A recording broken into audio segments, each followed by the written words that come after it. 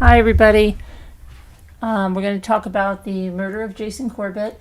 It is the subject of a new Netflix documentary, one that is directed by Jenny Popplewell. Jenny Popplewell, if you remember, is the director of The Murderer Next Door about Chris Watts. And so she is the director of this new documentary. This is called A Deadly American Marriage, and it is about the case and the murder of Jason Corbett. And I think I mentioned this before, that it was coming to Netflix and it hadn't aired yet, and said that we wanted to watch it. And I know that Debbie Two Scooter was very interested in this case, and I remember covering things when this was when they were having a trial back in 2022, 2023.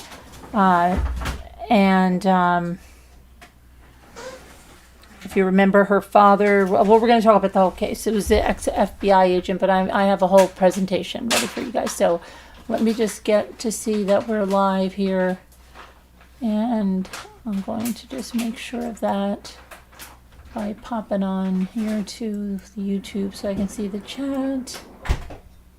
And let me see if it comes up. Come on. Let me scroll to the end. Okay. I think you can hear me. I'm just going to listen for one second. When you were having it. Yep. Okay, good. So, hi, Muffy. Hi, Denise. Hi, Gail. Hi, everybody watching.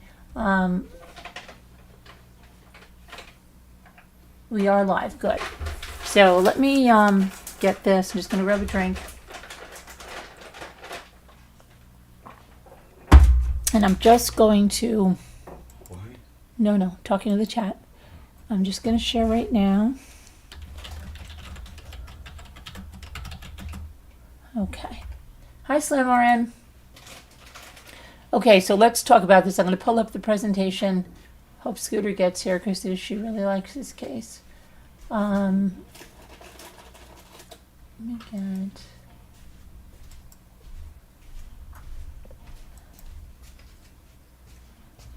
Okay. I pull this over. So I've taken down a lot of notes and timelines and photos and things. Okay, the murder of Jason Corbett, subject of the new Netflix documentary, A Deadly American Marriage, on True Crime with Mommy Ramblings. Thank you for joining us.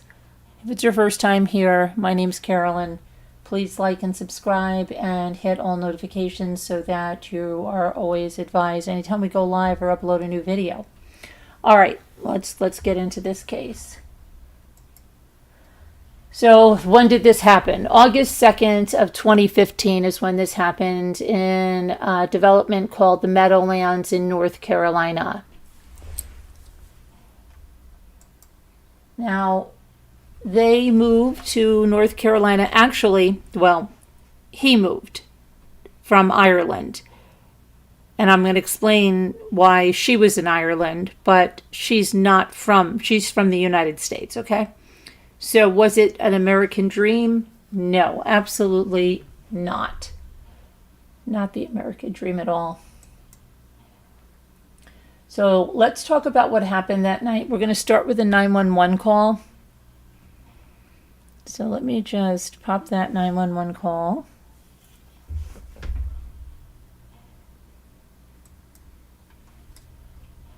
Up here. He's bleeding all over, and I may have killed him. Was he drinking? Yes, he had been drinking during the course of the day. My partner's dispatching the ambulance in the office while I get the information. Okay. All right. Are you right with him now? I am. How old is he? How old is he? 39. All right. Is he conscious at all? No. Is he breathing? I can't tell. All right. Tell me what happened. Did you hit him in the head or? I hit him in the head. With what? With a baseball bat. With a baseball bat. Yes, ma'am. He was choking my daughter. He said, I'm going to kill her. All right. We are sending the paramedics to help you now. Where's the baseball bat at? In the bedroom here with me. Okay. Just don't touch it anymore, okay? Yes, ma'am. Pump the chest hard and fast at least twice per second, 2 2 inches deep. Let the chest come all the way up between the pumps. We're going to do this 600 times or until hell can take over. Count out loud so that I can count with you. I'll set a pace for you. 1, 2, 3, 4. Faster if you can. 1, 2, 3, 4. All right, take your daughter and back away and let them do their job. Let them do their job. Try and keep her calm, okay? Okay. Y'all did a good job. Molly. Let them do their job. Okay, they're here now. Okay. Can you take Molly out of the room? Okay, Molly, she suggests we get out of the room. Okay, are you okay? As much as possible. I understand. Understand. As much as possible. Are you okay? Yeah, I'm okay. Okay. All right. Law enforcement's on the way. Okay, so that was the 911 call. Hope that you were able to hear it. Let me get back to the chat, and we're going to go on. I just want to make sure that everybody's on the same page here.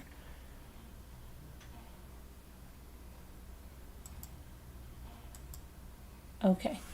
Was everybody able to hear that? I hope so. All right. So now, next. Then we have, you see the pictures here of how the bedroom looked.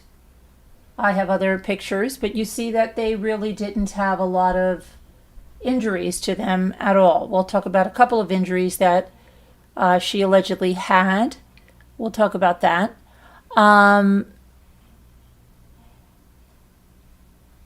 Let's go on to the picture. This is Tom Martins. Tom Martins is an ex-FBI agent.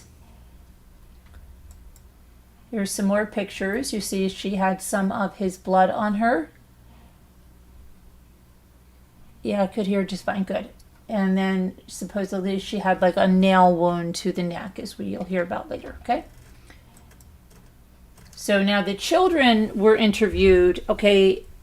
So we're going to go a little bit back to the children and to how this all happened. Okay. So you have Jason Corbett. He was born in Ireland. He lived in Ireland. He married a woman named Mags. They have 2 children, Sarah and Jack.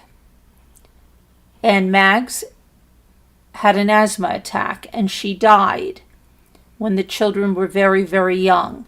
And they left Jason alone trying to raise these kids. So he put out an ad for an au pair. And it comes that this woman here, Molly Martins, had, well, you're going to find out Molly says a lot of things that are not true. So whether it's true or not that she had a miscarriage and was in another relationship and then decided she wanted a fresh start and decided to become an au pair and go to Ireland, that's one version of things. So she answered the ad for Jason, and we're going to get into the crux of that, okay? So, but when they were in North Carolina, because they moved from Ireland to North Carolina, after the death, the children said that their father would physically and verbally hurt their mom being the au pair, Molly, and investigators saw signs that the children may have been coached because they used words that children don't use, they used phrases that children don't use, and they just appeared to be coached. Okay, so here's the bat that was in the room and various blood stains. You see it was extremely bloody. Molly was the nanny who became the wife and the stepmother, but she didn't become a stepmother, she became a mother. Okay, the kids knew her as Mom. Tom Martins was Molly's dad. He's the man you heard on the 911 call. He is retired FBI, and investigators immediately saw that Tom tried to control the narrative. Even in his interview, he was calling the shots. Do you want me to do this? Should we do it this way? You know, he was very much in charge. Jason's sister and brother-in-law in Ireland, when they heard that Jason was dead, they immediately flew to the United States. But they were not allowed to see the children, and they were not allowed to see Jason's body. Now, one of the reasons they may not have been allowed to see Jason's body is that his body was in horrific shape. They thought that she was going to try to get Jason cremated, but the DA said in his, I don't want to quote him incorrectly, so let me quote him correctly. Let me see. I have his quote here.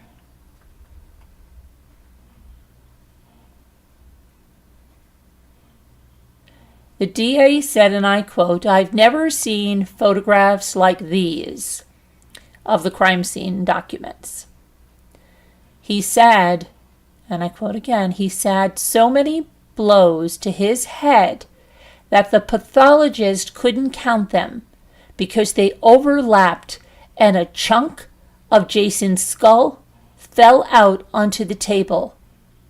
It takes an incredible amount of force to cause that kind of injury."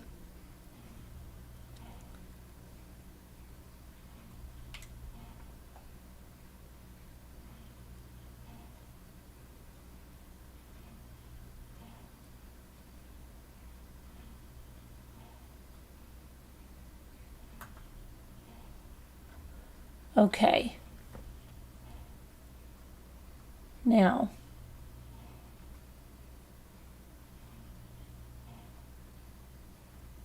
let me go back here. So they weren't allowed to see his body, and Jason and Mags, that was his first wife, they had married and had 2 children, Sarah and Jack, in Ireland. There's a picture of Mags, and there's another picture. And there's a picture when Mags, I believe, was in the hospital after delivering Sarah, after Jack. Mags had an asthma attack. And the sister recalled getting to the hospital when that happened and seeing Jason begging Mags not to leave him at the hospital. There was also Mags' sister, who was there the night that she was having the asthma attack and saw her sister in the kitchen having an asthma attack. And that's going to be very important because Tom Martins, allegedly, much like his daughter, likes to tell a lot of tales and said stuff about Mags's father that has been stated by the family is completely not true. Okay, so this Mags' death left Jason as a young single dad.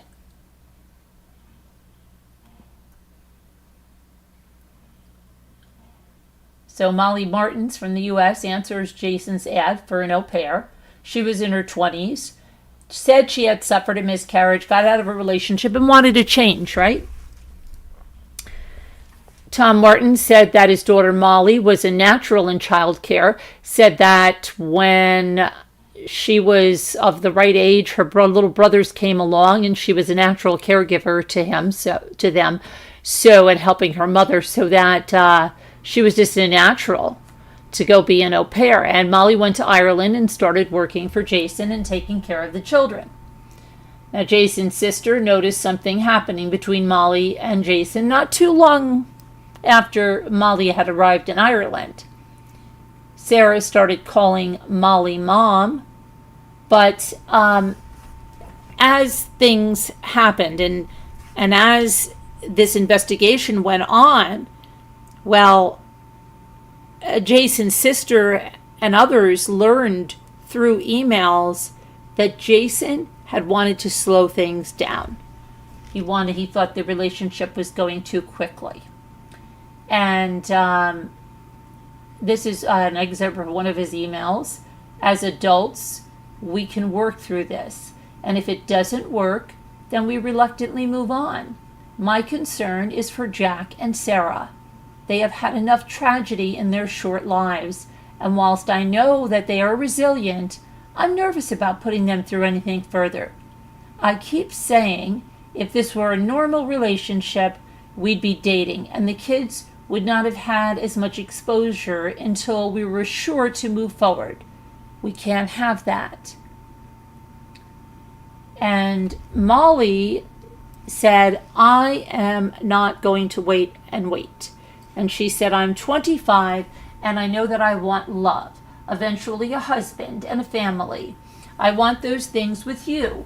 But if you don't think you have those things, I might hate you for a while, but I'd understand, then I'm not going to wait. The right decision for you really might be to say goodbye. I can't imagine something or why that would be right, but that's not really for me to decide. I do not want to spend my life with someone who isn't sure about me either. So she's giving him ultimatums, and she's giving him, in no uncertain terms, that she's not willing to wait, right? So, well, that pushed Jason, and the next thing you know, they're engaged. And then a move to the United States, to North Carolina, for a new beginning. The kids said they loved the house, they loved the community, they loved the school, and they loved life in North Carolina. They did, very much so. Hold on, I just want to make sure that I have you guys on where I can see if you are saying anything or you have any questions. There we go. Okay, hello Linda. So, next up, the wedding. Okay. And they had some kind of a party beforehand, and, kind of like where they went out to a pub, and his family had come in from Ireland, and everything was going well. But then the next day, I think before they even got to the wedding, Jason's sister has a conversation with the maid of honor, and she learns some disturbing things, okay? This is where they learn that Molly is a liar. So this maid of honor said that Molly was friends with Mags, okay? So now, perhaps, okay, Molly feels like she wants to tell people that she was friends with Mags and not an au pair. And I think we've discussed this before when we discussed this case, because I don't know, I'm getting severe deja vu with this. But whatever it wasn't the truth. Hi, Cal Lily. So now her sister's like, wow, why is she telling people that she was friends with Mags and not telling them the truth that she went over there to be an au pair? That's weird, right? So, yeah, so, I mean, they've got these things that are going down.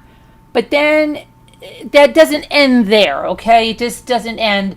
Now you might say, okay, let's just say, back in the day when, internet dating is very common now. But let's say back in the day when internet dating isn't common.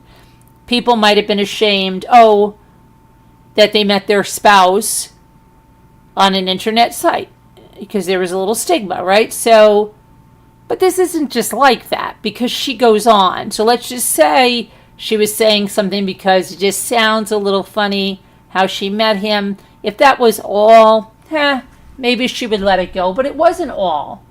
Molly started to say that she gave birth to Sarah and that she was Sarah's natural mother, birth mother.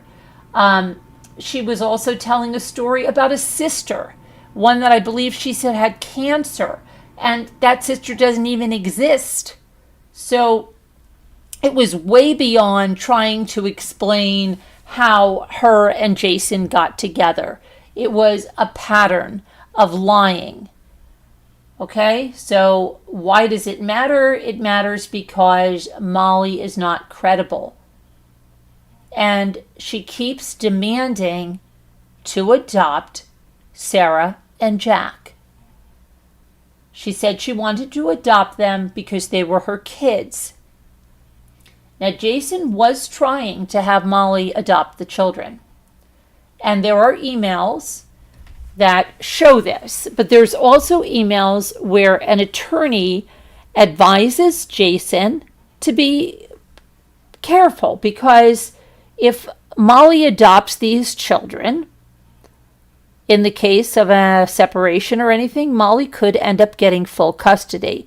If Jason wanted to go back to Ireland with the kids, maybe he couldn't, because maybe she would get custody and he'd have to stay in the United States. So it opened up a can of worms, and obviously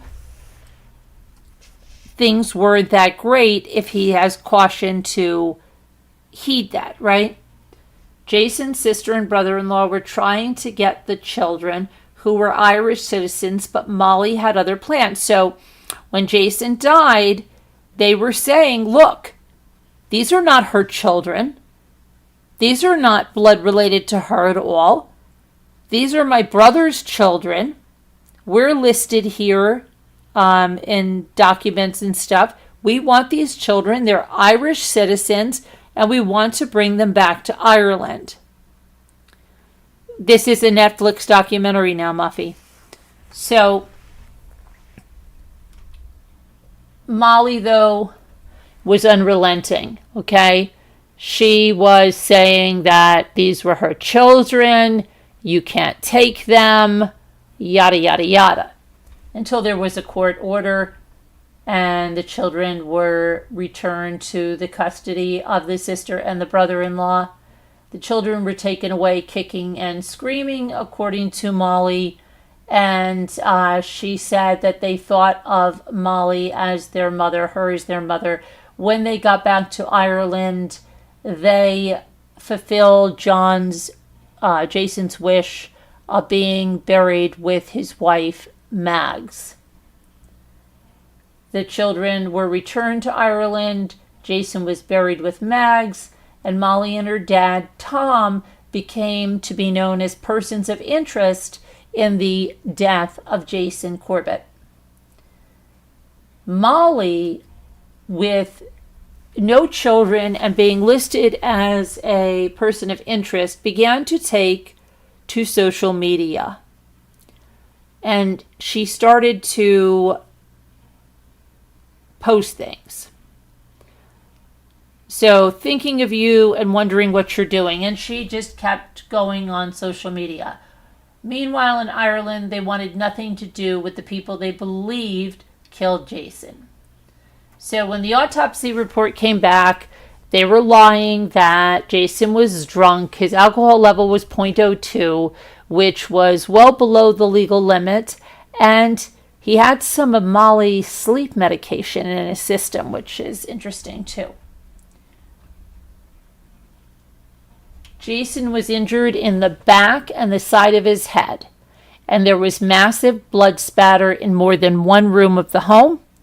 Experts say that's consistent with Jason being attacked as he was going down.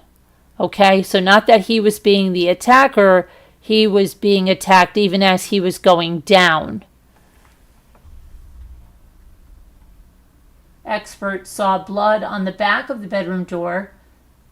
After all this, murder with malice was the charge for Molly and Tom Martins. They got charged with malice murder. As the trial was nearing, Jack wants to talk to the DA and told them, and Molly told them, that Molly told them to say things, otherwise they would be taken away. So these things that they said about their father being physically and verbally abusive to Molly, they're saying wasn't true. Molly had told them, if you don't say these things, you will be taken away. The judge said it was inadmissible. Now the children feel guilty and feel they let their father down. There were concerning emails between Jason and Molly. Okay, so here we have, is there anything I can do to make you happy? I've done everything and still you hate yourself. Hit yourself. Cry in the shower. Vomit, curse, shout at me. I feel so inadequate, Miles. I've given you everything in my life, including my and my kids' hearts, and I know you love us so much, but you still, in the last 3 days, only have done all the above things. Even vacation, Jason, isn't enough anymore. I don't know what to do.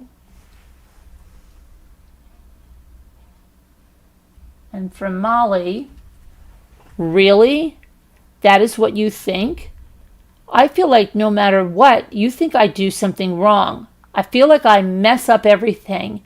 And then, when something is amazingly wonderful, I find out that what you remember is what I messed up or couldn't do. It's not a very good feeling. And we have talked about the painting on our own several times, deciding to have our room and other downstairs rooms painted professionally. Then magically you act as though, okay, and they don't show us any more of that. And then beyond those, the sister was getting messages from people on Facebook that say, may have already heard some of it, but I wanted to make sure that it gets out there. Jason and Molly were at a party the Friday before his death, and she was belittling him, calling him a fat ass, saying that he must have taken all of the nutrition from his twin brother. Okay, that's what that was about.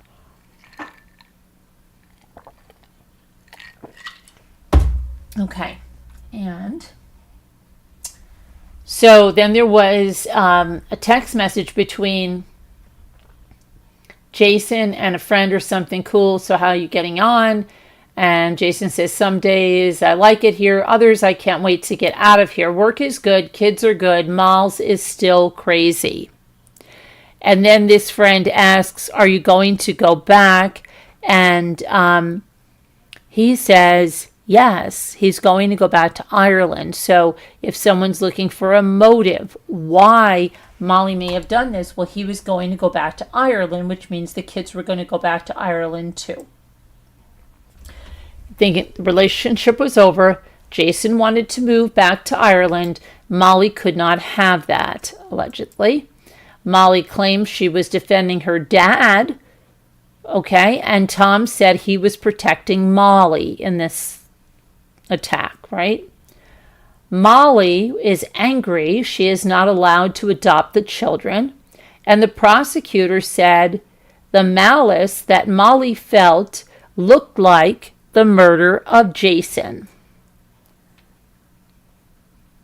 So they were convicted and they were sentenced to 20 to 25 years.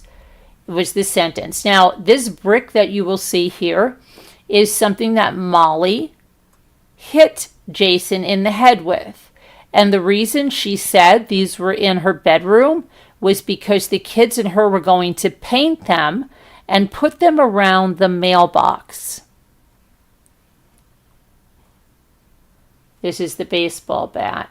This is the father in shackles. Okay, so now they're sentenced. The kids were happy, calling Jason's sister mom, the brother-in-law dad. Everything is wonderful. Okay, those people are put away. Yada, yada, yada.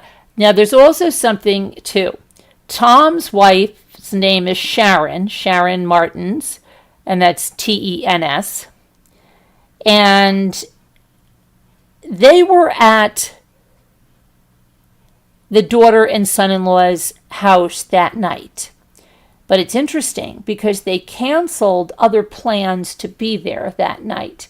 And when Sharon heard a ruckus and stuff, instead of being concerned or whatever with it, she went back to sleep. So now they have defense lawyers, right? They want an appeal. So these defense lawyers start looking into an interview that Molly gave the morning this happened, and they also found out authorities interviewed children with the DSS, Department of Social Services. And the kids both described Dad as abusive and angry. And then they say there is evidence, this is their attorneys now, 2 months earlier that Jason went to the doctor about getting angry for no reason, and they said that Jack used that exact verbiage. Okay. They also say that a code word was set up with Molly's mom if something was wrong. Now, that could be for a various number of instances, okay? That could have been for any instance. They could have said that, if anything was wrong. It could have been something that even came along with a school thing. So I don't think they gave that too much credibility. They said the state had all of the children's statements kept out of the court. Okay, so when the children recanted what they said, the defense experts said it looked rehearsed and not natural. January of 2019, they were heard in a court of appeals, and the Supreme Court awarded a new trial and said the children's statements are admissible now. Tom and Molly get out of jail, and they await a new trial. Molly starts to talk about domestic violence now. Starts showing some injuries. Said Jason used the adoption as control. Said that a friend wanted her, Molly, to keep a record, so she made secret recordings, and she had multiple voice-activated devices around the house. And they show an audio, they play an audio recording of dinner of Molly and Jason fighting. Now, this is not even very craziness, okay? It isn't. But the fact that Molly knew she was being recorded and Jason did not know he was being recorded, of course, Molly is able to be in control. She's able to push his buttons. She's able to get him to react. And yeah, so come on. Jason said that Molly was trying to separate him from his kids in these recordings, and the kids were trying to distract with talking loud, crying out, etc. They think if they show this, they will be found innocent. But Molly was the only one who knew the recording was going, so she was in control. Jack found a recording device in Jason's car. He told his dad. And Jason then was like, oh my gosh, I can't believe this. Do you guys want to move back to Ireland? And so that seems to be what put this in action so quickly, because Sharon and Tom Martins, and that should be an E instead of an I, canceled their plans to be at Molly and Jason's that night. They had something to do, I believe it was with either Sharon's boss or Tom's boss. It appeared to be an act of desperation to get the kids. But when things took a violent turn, it seemed that Molly and Tom didn't care if Jason lived or died. So they were granted the new trial in 2022, 7 years after the murder. They get the new trial. Okay? Jack and Sarah want to testify. They want to tell what life was like. Now, they say things like Molly took the photos that they had with their mother, Mags, and she took them out of their rooms. She would get very upset. Sarah was not allowed to play softball or t-ball because the dad was the coach. And Molly was like, well, why do you want to do that when your dad's the coach? Why do you want to be with him and not with me? And all that. Jack said that Molly was very, very close to Sarah, and yet she also didn't want Jack to be overly involved with his father either. So that she was like terrorizing Jack because if he would ever say he wanted to do something with his dad or something, she would come up and be like a raving lunatic. Jack was always made to feel like they had to choose Molly over their dad or Molly would explode. Friends of Molly now say they wanted to testify. Okay, now they're coming out of the woodwork, right, for the new trial, that Molly said she was being strangled, and they allude to the fact that Jason strangled his first wife. Now, here's where the family really wanted to get involved in this Netflix documentary, because they said that Tom Martins was lying, okay, because the man never said what he's going to say that Mag's father said. Mag's father, who is not well educated and hard to understand, is said to have said he thinks Jason killed his daughter, but that came from Tom Martins. Mag's autopsy report, the defense medical expert was saying that she didn't die of an asthma attack. She died of manual strangulation. And they said that Mag's sister was there and that Mag says she was going to die.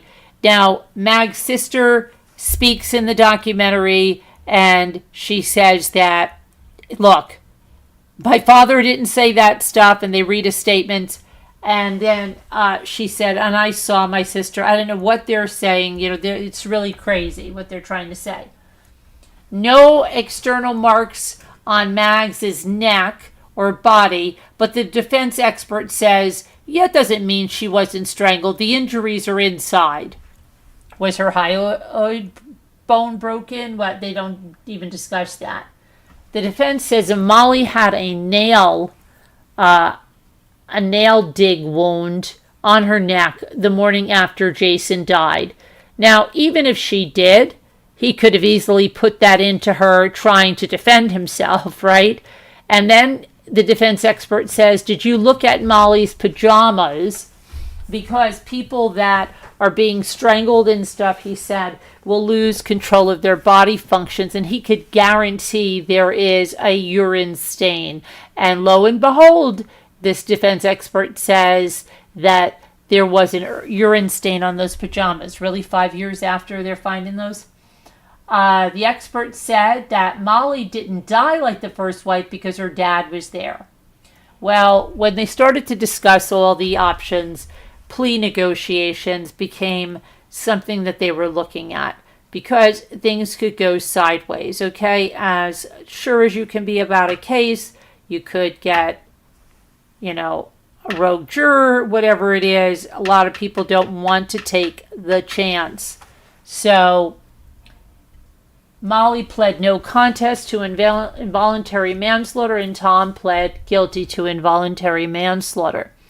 So the next thing was the judge would have to decide after that judge is going to be shown lots of evidence from the state, from the defense, and then they're going to decide how long the sentence should be. So the court hearing, testimony from friends and neighbors who said they heard arguments, etc. Yeah, now they didn't come out before, right? The kids feel their dad is on trial. Jack knows his dad did not kill his mom. Mags's sister wanted to testify. She was there. She said that Jason told her that Mags was having an attack, and she saw Mags in the kitchen. The father said that he never believed that Jason killed his daughter, and that he only met Tom Martins once and denies ever making such statements. Now, the victims' impact statements from Jack and Sarah are going to be the last thing right before it goes to the judge. So I want to read those impact statements from Jack and Sarah to you as they were read in court by Jack and Sarah. Let me see, I have them right here. Okay. Hang on, let me get the transcripts.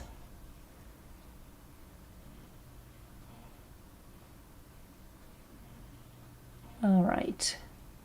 During the 2023 sentencing hearing, Sarah and Jack provided victims' impact statements.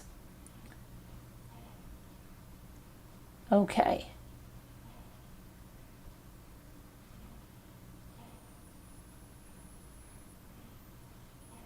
So Sarah was the first and said, Your Honor, you know my dad is the deceased, but he had a name. It was Jason. He had blue eyes. He worked really hard. He was a good golfer. He was my baseball coach. He was my soccer coach. He was my biggest supporter. He tucked me into bed at night. He made me laugh. He made me feel loved and secure. But most importantly, he was just my dad. Jason Corbett was my dad. All I ever wanted was to have a father-daughter dance. I will never get that. He is never going to be there for me when I get my heart broken or when I graduate. He didn't even get to see me graduate primary school. He will never know I wrote a book in his honor. I will never get to tell him how much I admire him or how I wish I had his courage. He will never walk me down the aisle. He will never meet my children, his grandkids. That future was taken from us. Instead, my life is filled with anniversaries of death. I was 12 weeks old when my mother, Mags, died. I was 8 years old when my father was killed by Molly and Thomas Martins. The Martins made me an orphan.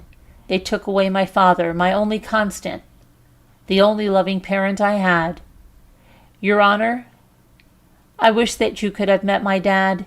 He had this big, warm personality. He was so good to others and always tried to make other people's lives better. When my mother died, to deal with his grief, Dad did good things to help others. I try to help others to deal with my grief.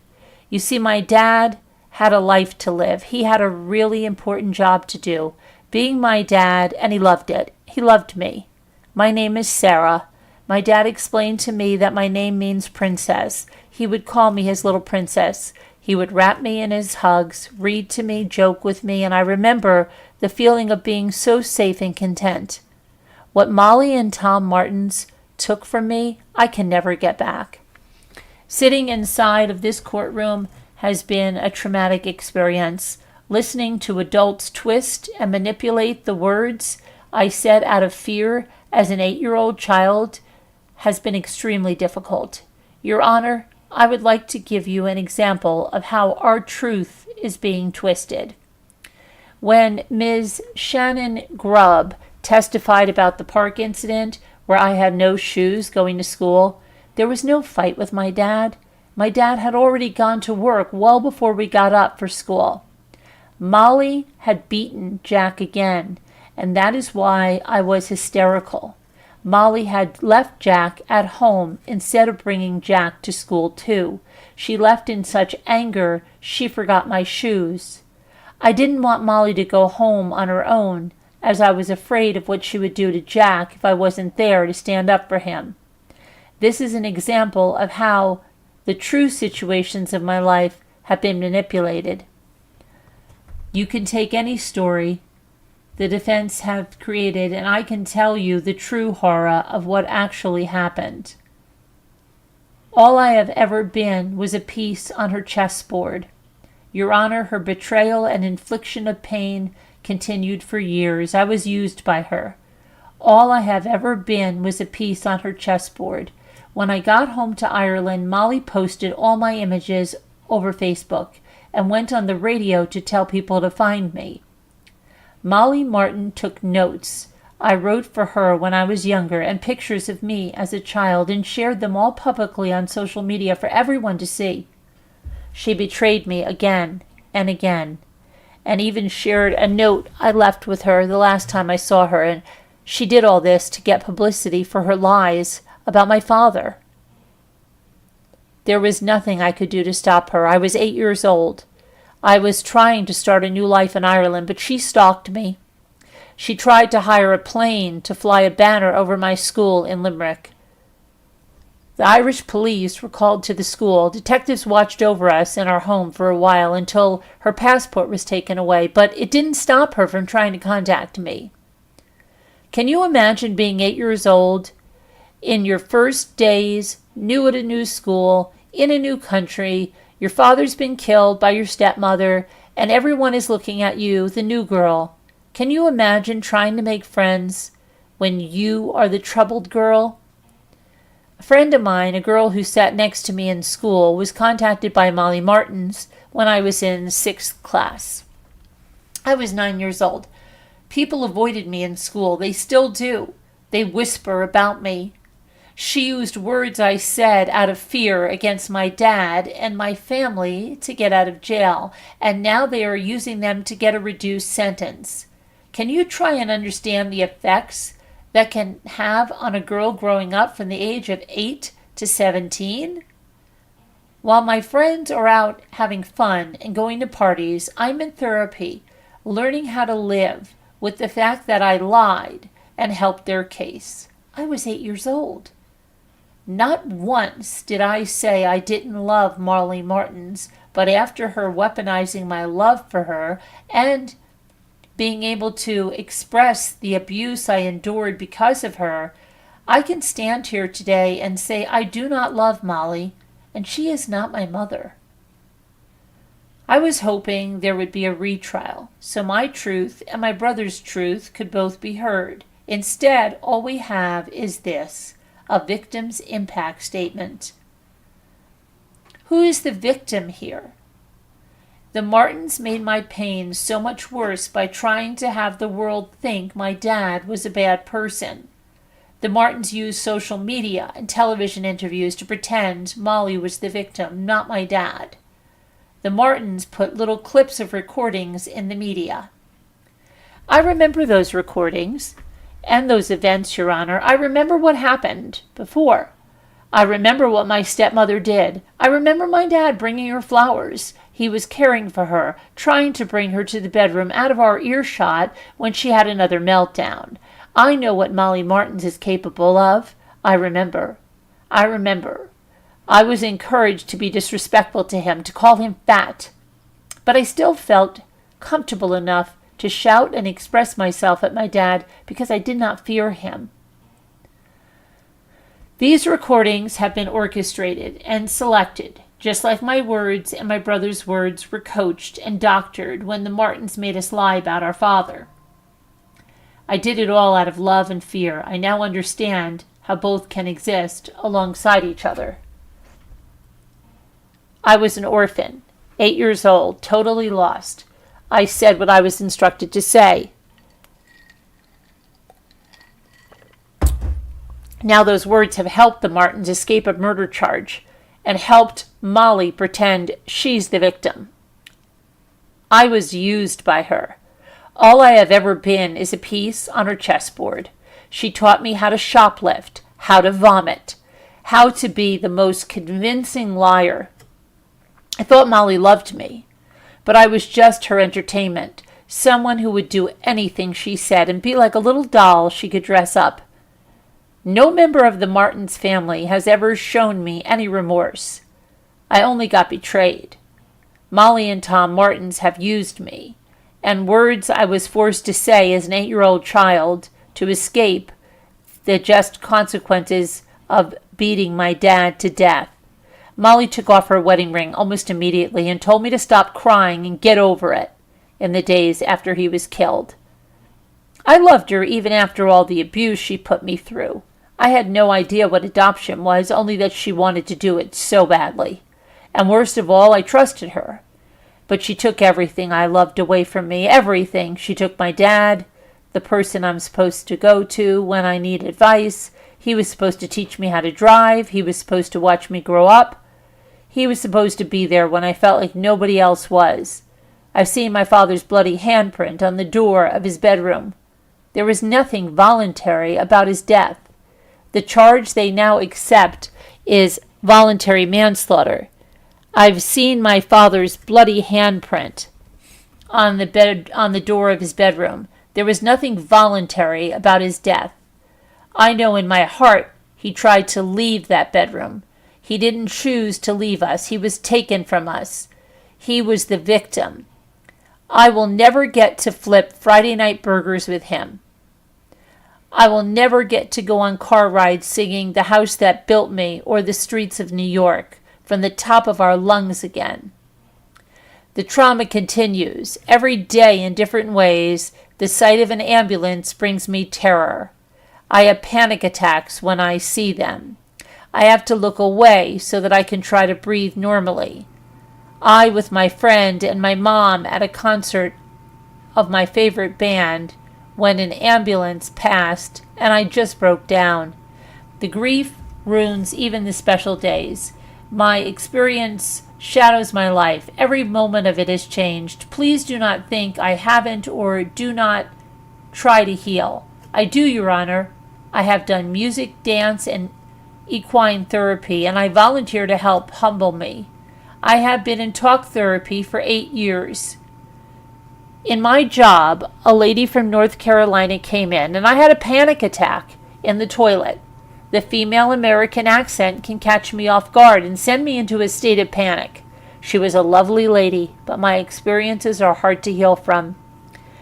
While my friends are out having fun and going to parties, I am 17 years old and in therapy, learning how to live with the fact that I lied and I helped the Martins escape full justice for taking my father's life. No one can tell me different.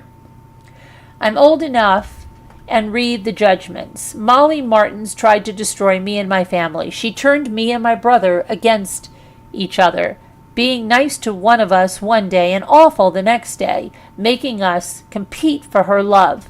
When I was 5 years old, Molly Martins began her mind games. What kind of a mother tells a 5-year-old girl that her father killed her birth mom?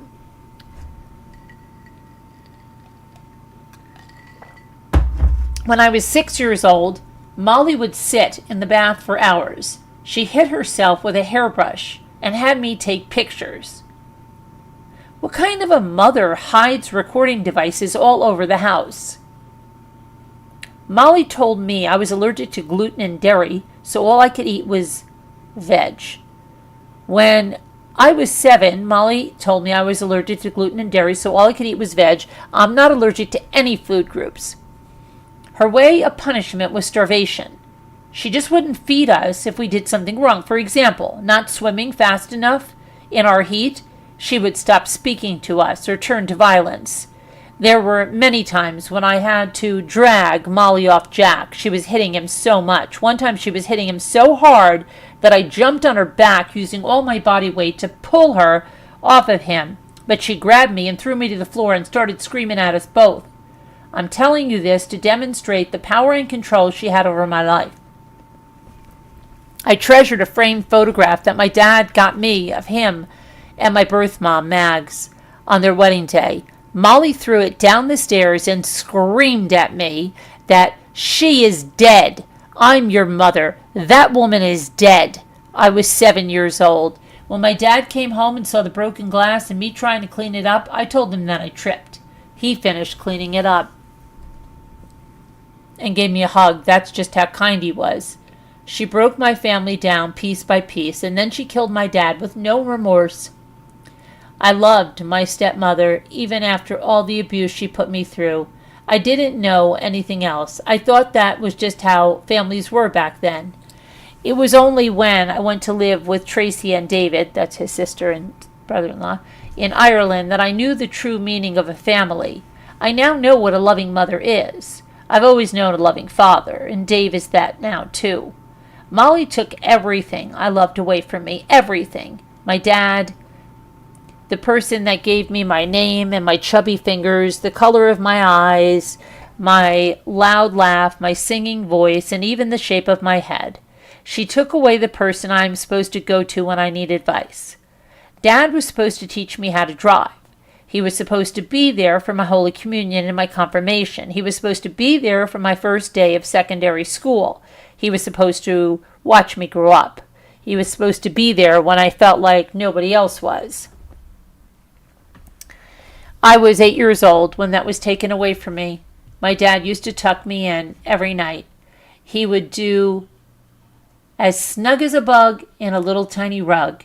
He'd leave my bedroom door cracked so I didn't get scared at night, and he was always there to take care of me when I had a nightmare. My dad was my hero. He always will be. When I woke in the mornings, he would greet me and my brother with that saying, "Booga wooga wooga," in his booming voice, and laugh his loud laugh. It always made me laugh, and I felt safe and loved. I will never feel that security again in this world. I am 17, and I need you to listen and believe me as I stand in front of you right now. Right here and now. Me, my voice, unencumbered by fear, I am begging you to restore my faith in justice, in humanity, and give me time to heal without sharing the free world with my father's killers. On the 2nd of August, 2015, I said, "Good night, Daddy. Love you." And when I woke up the next morning, he was gone forever. Just like that, I had to leave house, home, community, and country. I will never come to terms with that. And I will never get to hug him one last time or hear my dad say, "I love you, princess," to me again.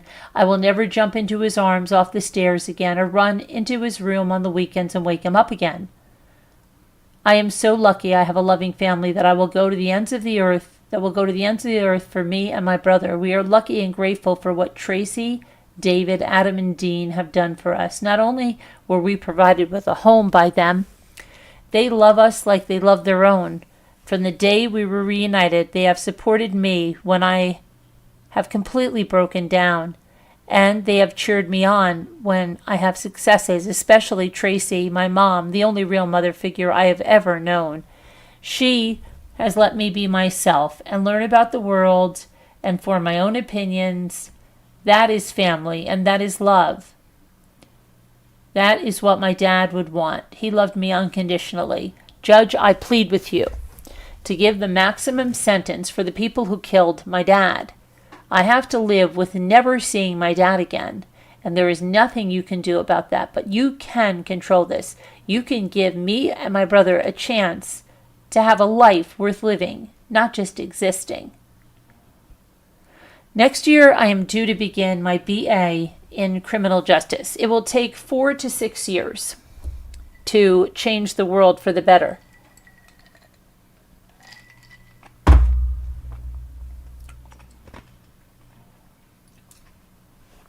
Hold on a minute, I had to get a drink. I want to do good in the world. I am asking you to let us adjust and get out from under this. Please, my dad's life is worth more than a few years in prison. He didn't want to die. I needed him. And I will always live with a huge gash in my heart where my dad used to be. I will never stop fighting for justice for other families. I'm just asking you to choose justice for my dad, who was taken from me when I was 8. I'm 17 now, and I have been waiting half of my life for justice for my dad. I believe in the justice system. I am innocent of any crime, but I have lived under this crime for more than half my life. I am pleading with you to give me my freedom by giving the maximum possible sentence to Molly and Thomas Martins. Judge, you didn't have the pleasure of meeting my dad, Jason Corbett. 2 weeks before he died, we pulled up to a Sheetz. That's a gas station. There was a woman there, and her 3 kids were crying. She had no money. My dad filled her car with gas and bought her groceries for her children. I think of my dad all the time, and when I think of him, I remember his kindness. I am proud to be the daughter of such a kind and gentle man. I am proud to be Jason Corbett's daughter. Okay. And this next one is Jack's statement.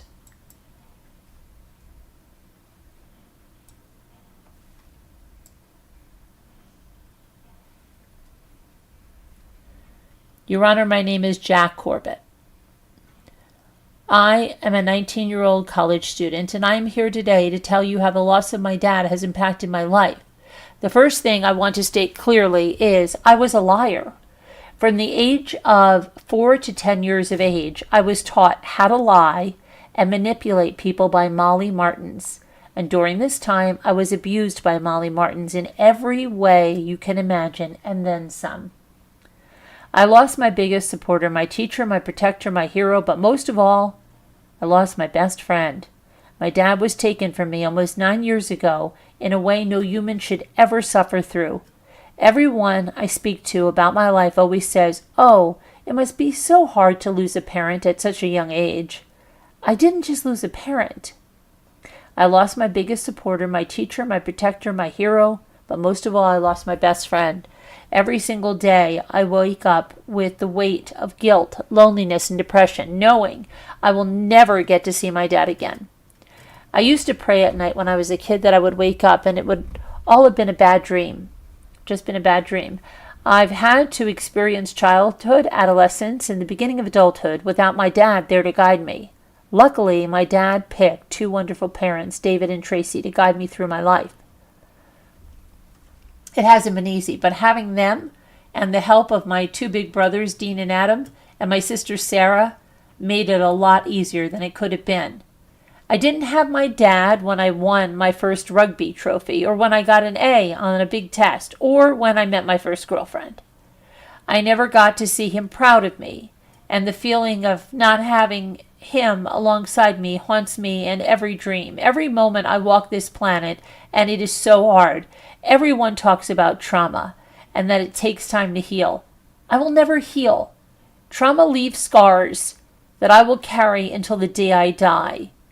My dad was the most caring, funny, and gentle man you could ever meet. He could light up a room with his smile. He brightened my world, and since then my life has been dark. I'll never hear his voice, feel his warmth, or hear that perfect laugh ever again. He will never be there to comfort me on my hard days, and will never get to see me on the days when I succeed, where I succeed. I have felt lost for so long and not really ever knowing where I will end up. I have lost so much of myself. I lost my love for sport.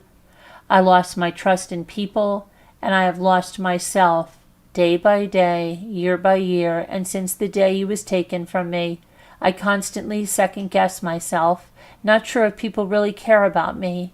I can't trust anyone because I can't even trust myself because of how Molly taught me to lie for so many years.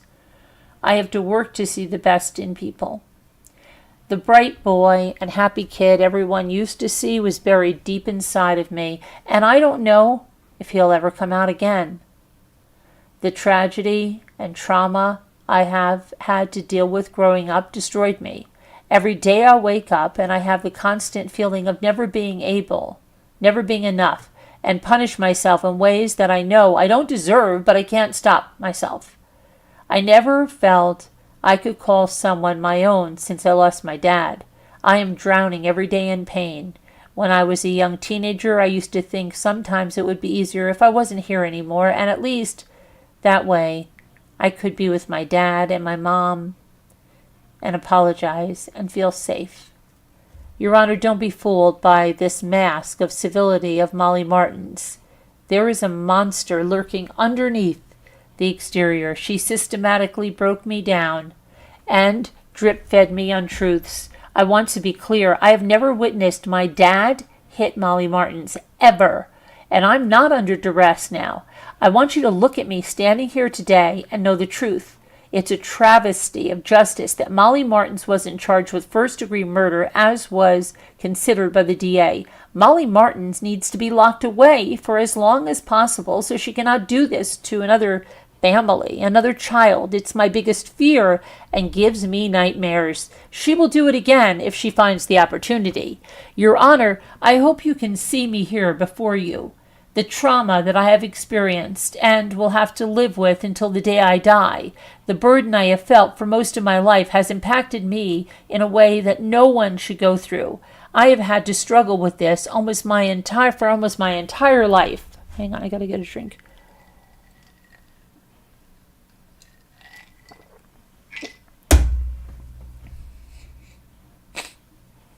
Okay, I haven't got the chance to grieve the loss of my dad.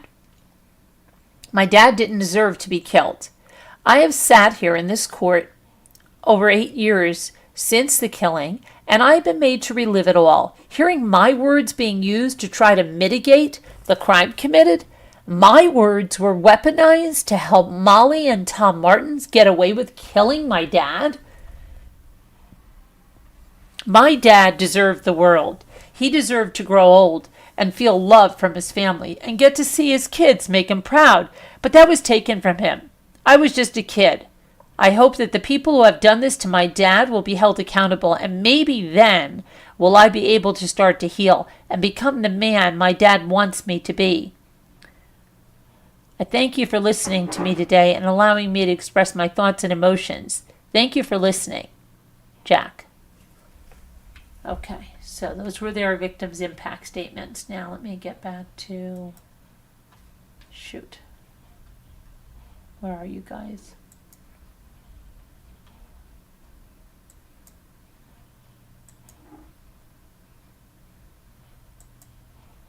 Trying to find you.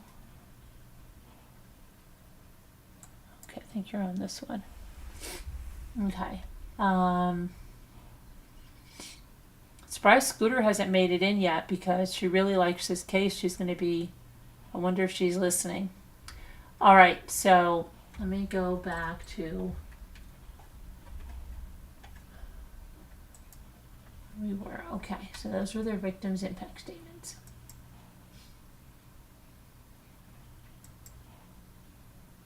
And he was the victim. He was taken from us. And they ended up with 51 to 74 months. They had to go back to prison for that, for Molly and Tom, and it equates to only 7 or 8 months. And Tom wants to know, how can those kids hate Molly? My dad was my hero. He was my best friend, Jack. My dad was my biggest cheerleader, Sarah. I am proud to say I am Jason Corbett's daughter. Are you listening? Well, that's the end of my presentation. And I just want to check one thing, whether it was voluntary or involuntary manslaughter they got, because I want to correct that if I wrote involuntary. Hang on.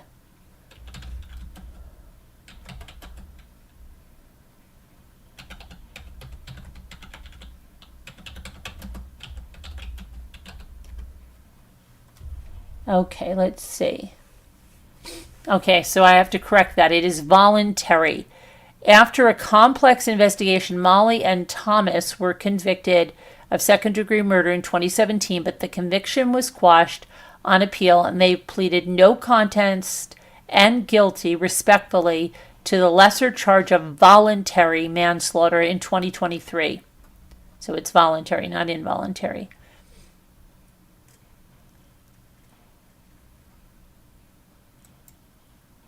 And so where is Molly Martins now? Where is she now? Let's see where she is now. She's 41, and she's living as a free woman, and even gave an interview for the documentary A Deadly American Marriage.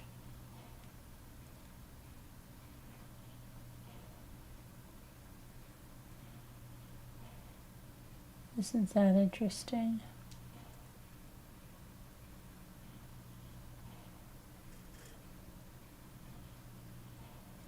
Molly and her father were released from prison on June 6th of 2024.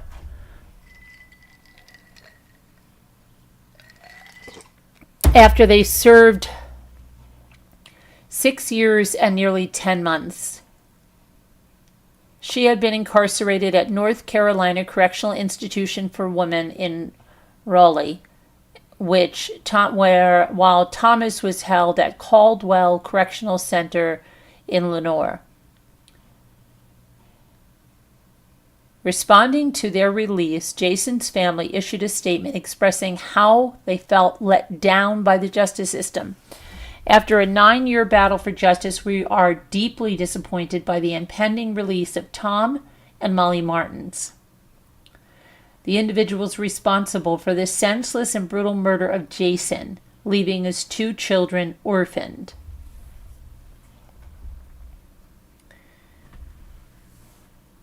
Okay, while little is said about her current whereabouts,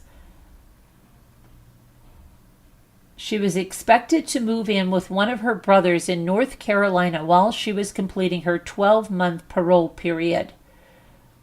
Molly wanted to be far away from the home in which Jason was killed. When discussing Molly's probation, Brad Dean, communications officer at the North Carolina Department of Adult Correction, said both Tom and Molly will serve their 12 months of post-release supervision in Tennessee under an interstate compact, which is fairly common. They will be sent to North Carolina. They will be subject to North Carolina conditions, but Tennessee Department of Corrections will supervise. The 12 months of her probation is due to end next month on June 6th. The same is true for Thomas. Molly isn't allowed to make contact with Jack or Sarah due to a court order and describes them as having been used as tools of evil and weaponized against me. When reflecting on whether she still views herself as Jack and Sarah's mother, Molly said, I think that they hate the person that they think that I am, and they will think of me as an evil abuser, and they think their father was wonderful. I certainly am not their mother now, but I was the mother of the Jack and Sarah that existed in another lifetime. Okay, so that's that. Let me go back and see what you guys are saying. Okay, so let's see. Unreal, you said. So did you watch the documentary, Debbie to Scooter, and do you know that it's directed by the same person that directed the Chris Watts documentary, American Murderer, The Murderer Next Door, American Murder? Were you aware of that, Jenny Popplewell?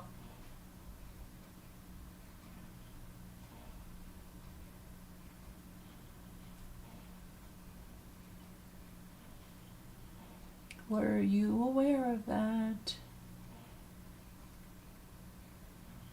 Let me know if you were aware of that.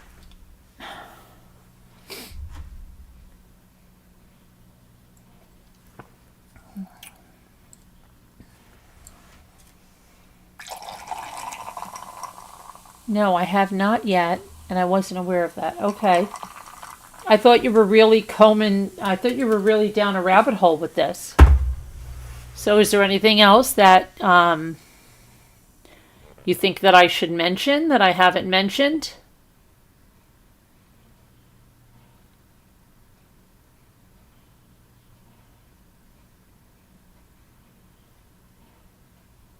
Is there anything else? Is there anything that you think I should say that I haven't said? Is there anything about the case that do you believe that they killed him, or do you believe any of the crap she's spinning? No, I have not yet. I wasn't aware of that.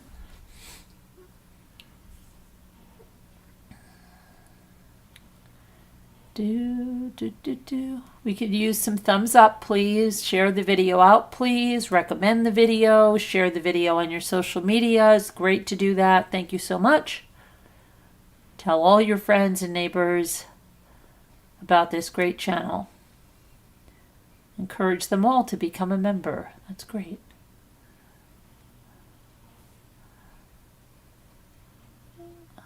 I'm waiting for your response. I'm waiting for your response.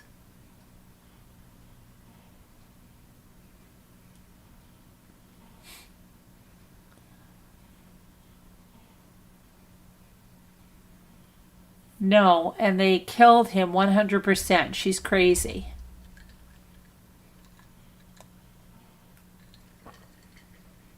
Okay.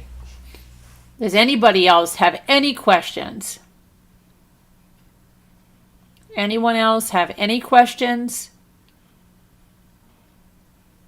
Okay, then I'm going to go into a recap of P. Diddy's trial today, because Kid Cudi testified today. And I'm going to tell you that there's going to be no more court for either of those cases until after the holiday weekend. I cannot believe it's Memorial Day weekend. It doesn't feel like Memorial Day weekend, especially when we're having a nor'easter. Okay. Yeah, I haven't heard the the victim's impact statements. Okay, well, you heard him tonight, right?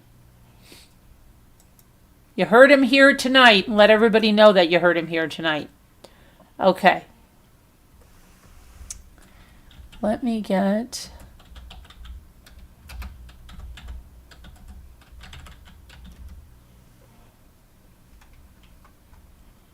All right.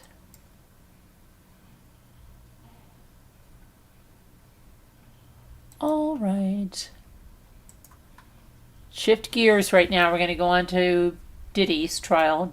Do a Diddy.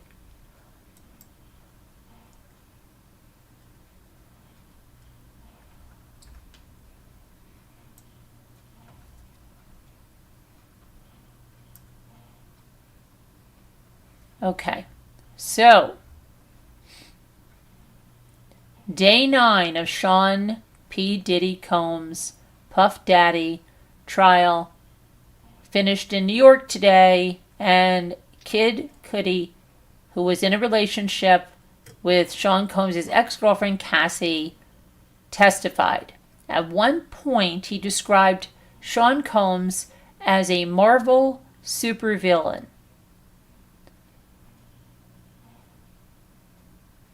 Okay.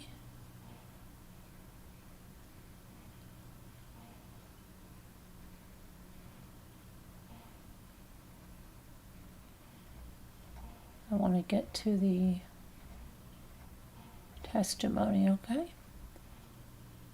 So, during the time that Kid Cudi was testifying, Sean P. Diddy Combs sat back in his chair with his arms and legs crossed.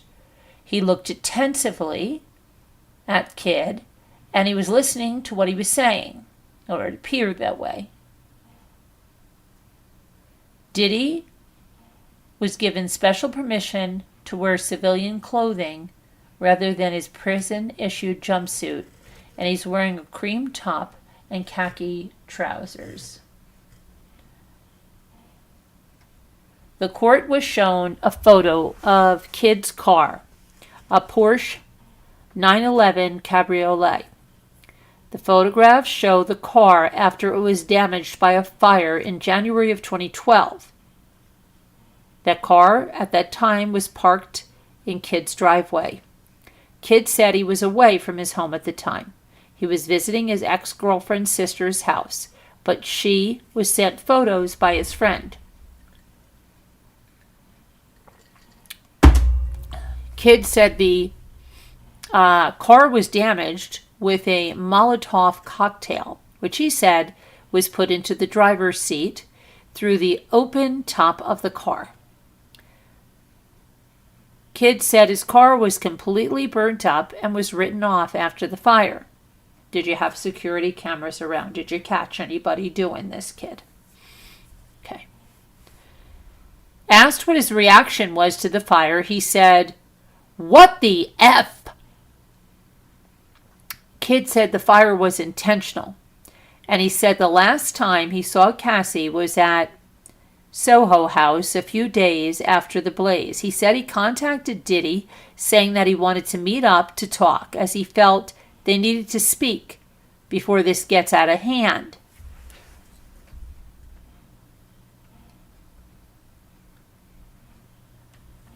He said that he met with Diddy and his head of security, D-Rock, at Soho House, and he described Diddy as staring out the window with his hands behind his back, like a Marvel supervillain.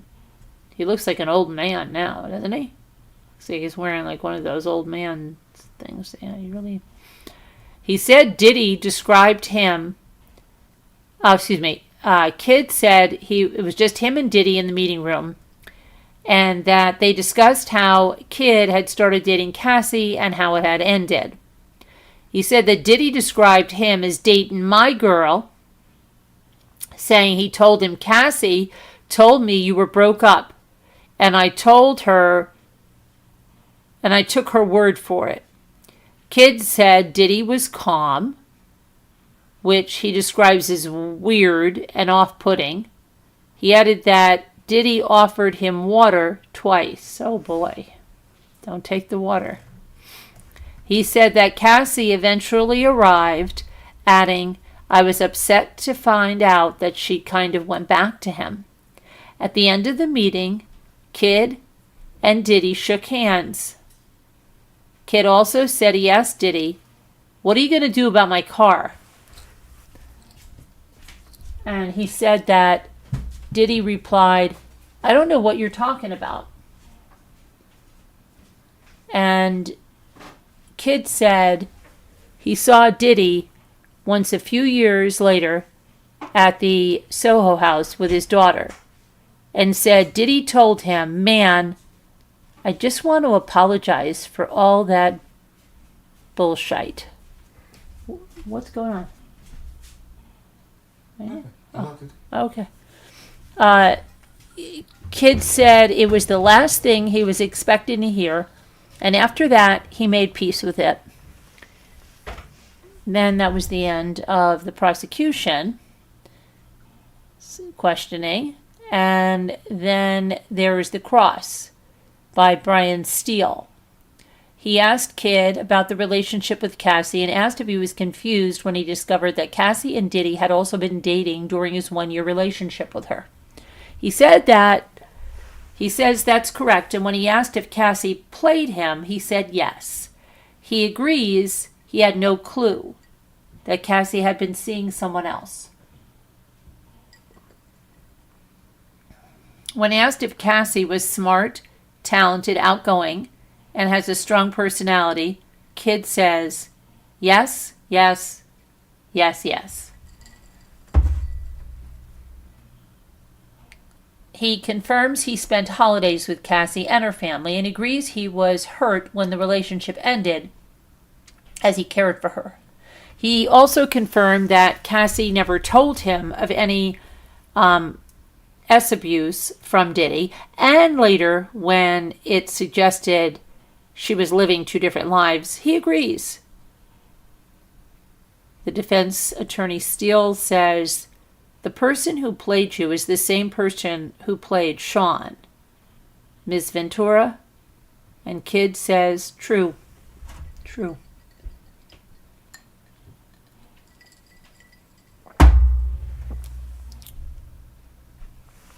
He also said it was Cassie who passed on his address details to Diddy. And that's the end of the cross on that. So the prosecution did a redirect. Emily Johnson, she asked what Cassie told him about the abuse and said that Diddy would hit her sometimes and kick her. Kid said Cassie was really shook the day Diddy came to his house and says their relationship ended because he wanted to give Cassie space and also the drama was just too out of hand. He asked to clarify what he means by the drama, and he says the break-in. He also asked why he wanted to give Cassie space, and he says it was getting out of hand for my safety, for her safety. Kid says the reason he was concerned about safety was that he knew Diddy was violent. He also elaborates on his discussion with Diddy after the car fire and says when Diddy told him he didn't know what he was talking about, when asked specifically about the car, he believed that he was lying. And that was the end of Kid's testimony in the courtroom. Okay, and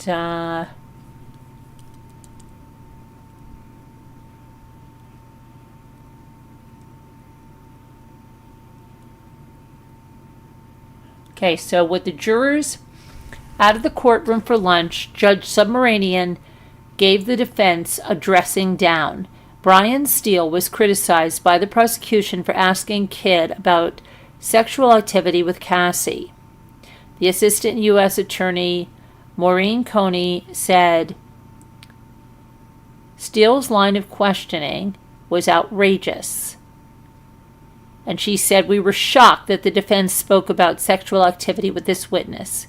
The judge agreed and said the line was clear and crossed. "Mr. Steele, you knew the rule, and you did it anyway." Submarinian said, "Is it going to happen again?" "No," Steele replied.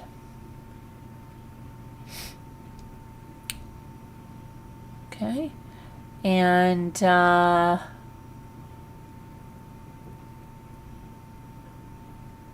let's see what we got next. Okay, next up, here we go. We have a celebrity makeup artist, Mila Morales. She said she worked for Diddy, who she refers to as Puff, between 2000 and 2005, and she said she did men's grooming for him, including light makeup for the camera. Morales said after working with Diddy, she worked with Rihanna for 13 years, and she also worked with both Jennifer Lopez and Cassie. She said she first met Cassie when she was just 16 and describes her like a little sister to me. Morales said she did makeup for Cassie for photo shoots, music videos, and editorials for fashion magazines, at the studio, in the trailer, at her home, and on location. Let's see.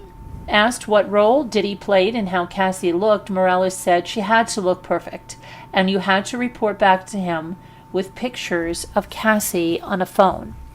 She goes on to describe the Grammy weekend in 2010 when she says that she and Cassie were staying in a one-bedroom suite in the Beverly Hills Hotel. And on that day of a party at pop star Prince's home, she said that she was napping on the couch when she was woken by a little commotion, with Cassie walking in, followed by Diddy saying, "Where the F is she?" She said that Cassie and Diddy went into the bedroom and she heard yelling and screaming, and she describes Diddy leaving the room and then seeing Cassie distraught and upset with a swollen eye and a busted lip and knots on her head. Morales said they immediately packed up their belongings and left, with Cassie coming to stay with her for a few days. She said one of her friends, who was a doctor, later checked Cassie over, feeling her stomach and ribs, and suggested they go to the A&E, but they did not, as Cassie was afraid of Diddy. Morales admits, "I feared for my life," but added that she did not call the police.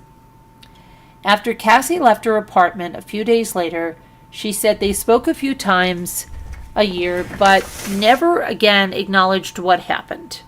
She says she had spoken to journalists about it, giving one media outlet a photo of her and Kim Porter, Diddy's ex-girlfriend and mother of 4 of his children, and said she was paid $1,000 for it.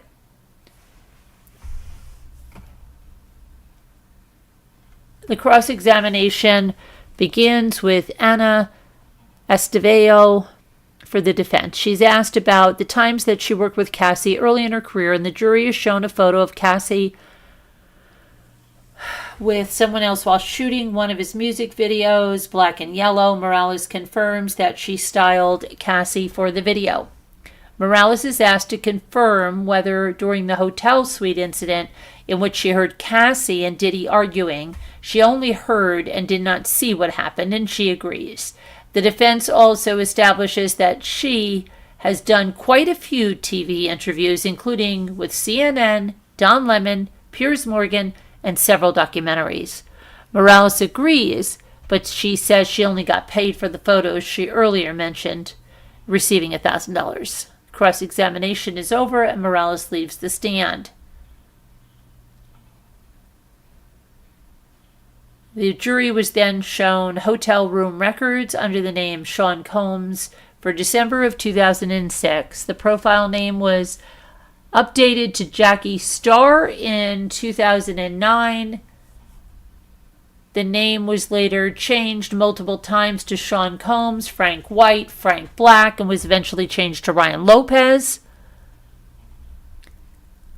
Notes added by hotel staff on Sean Combs's profile include one that reads, always spills candle wax on everything and uses excessive amounts of oil. Place the room out of order upon departure for deep cleaning. Another note says, uses excessive amounts of baby oil, likes the room hot. Set temperature at 75. And that was on the stand was a special, no, excuse me. Who was that on the stand? 1 second. I guess someone from the hotel. And then Special Agent Joshua Croft, forensic computer agent working for Homeland Security, is being questioned by the prosecutor Emily Johnson. Croft explains the tools he uses to extract text and other data. He says he examined 3 devices, 2 MacBook Pros and a MacBook Air, all belonging to Cassie, and he added that each one had their unique challenges. He describes one as being set to factory default. Another, he said, appeared to be damaged that would not power on. And then Teeny Garagos was doing the cross and said that thanked Croft personally for explaining all the technical detail and asked if whether witnesses or suspects would be asked for consent, and he said yes, and confirms that Cassie gave consent for them to search. His cross came to an end, and there was a brief redirect from the prosecution, who asked about the computer with the profile name Frank Black. He asked, when you saw Frank Black, did you continue? He says, no, we did not process that data until later when we got a warrant. And then his testimony was over, and court was adjourned. Bidding farewell to the jury, the judge told them to enjoy their long weekend, telling them that they were making great progress and they were on schedule and they've earned it. And on Tuesday, court will resume, and they'll hear from Diddy's past employee, Capricorn Clark, who was briefly mentioned today in the discussion of the fire in Kid Cudi's Porsche. And we're due to hear from the LA Police Department, LA Fire Department. Prosecution said the case is looking set to last 6 weeks as planned, and so should be finished by July 4th. Big fireworks! Okay, Independence Day in the USA. It's Independence Day. Might not be for Diddy, right? No. No. Okay. So that was Diddy. And what about Karen Reed?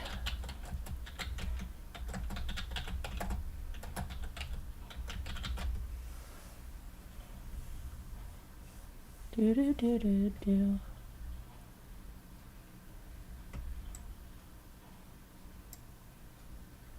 I don't think Karen Reed was in session, right? I don't think they were in session today. I think they already took off because, oh yeah, they did. They took off because they were ahead of schedule, remember? They were ahead of schedule. Okay, let's go back to the...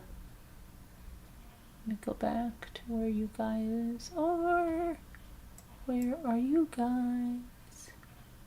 Hi, Sassy. Hi, Linda. Hi, everybody. So we've got that. And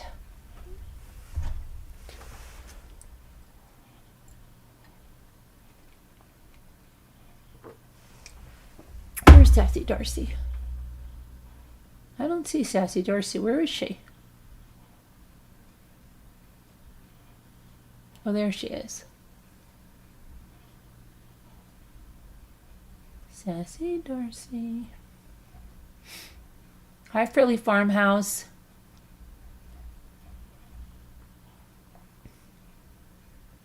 Hi, Frilly Farmhouse. Somebody I just saw too. So I saw somebody else in here that I didn't say hi to. Is it Cristola? Bacteria? Thought I just saw somebody with this C. Oh, Calla Lily. How are you? Hi, Frilly. Okay, so let's see what else we've got going on. Because it's kind of early still, because I got on really super duper early. Let's take a look about what's going on in regular stuff. I know we got a nor'easter and the planes are all delayed and all that stuff. U.S. lives travel warning. Nor'easter moves towards the east coast with heavy rain and high wind gusts. Okay.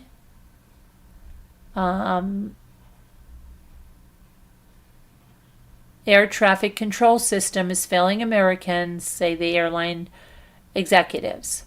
So if you're flying in, be careful. People told to stay out of Lake Michigan. Scooter. They're saying there's life-threatening conditions. What's going on? See how dangerous those lakes are? That's scariness.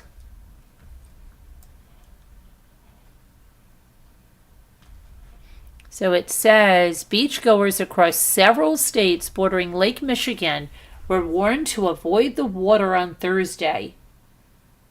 That looks scary. I wouldn't even want to swim in there. It looks really scary. It looks caca. Especially like there's like a cement wall or something. Not even like something you can wade out in. Okay.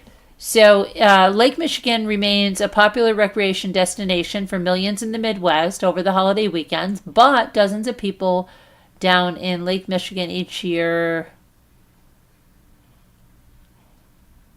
Well, isn't there more than dozens of people? Beach hazard statements and small craft advisories were not just an inconvenience, but the conditions have proven fatal, reinforcing why these official warnings must be heeded by the public. Officials warned that northerly winds up to 30 miles per hour are creating waves up to 7 feet, and they pose dangerous conditions to people on Lake Michigan and Lake County in Indiana and Porter County in Illinois. People were urged to avoid swimming and not to venture out onto piers, jetties, breakwalls, or other shoreline structures.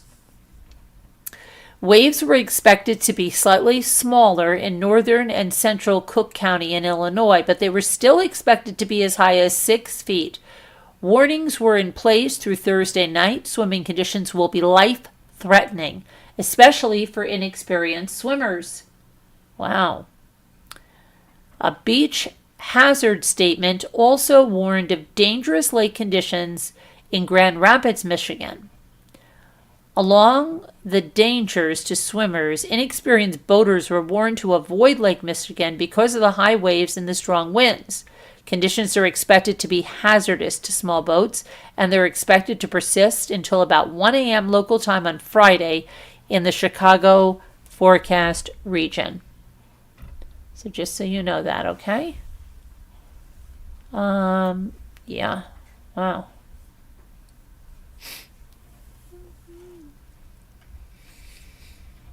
Crazy. Crazy.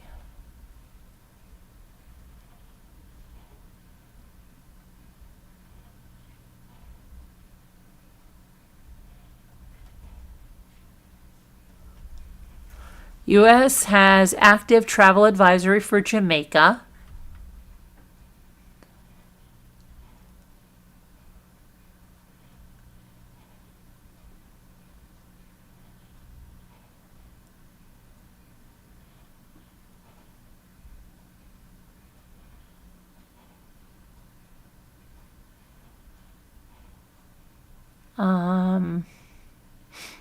Walmart is laying off around 1,500 corporate employees.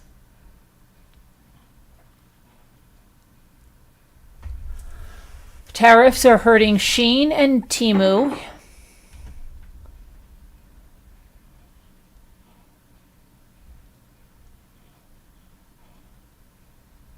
Disney World suspends Venezuelan workers who lost legal status.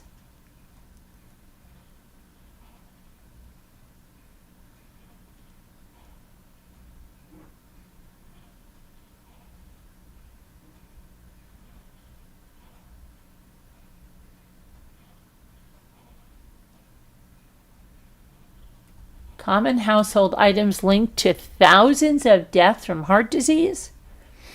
What's going on? A growing body of research shows that plastics, such as takeout container kind, and chemicals used to create them called phthalates, increase heart disease risk by causing inflammation and metabolic dysfunction. A new study adds more data to the pile with global estimations of phthalate-related cardiovascular deaths that occurred over 1 year, and the numbers are jarring.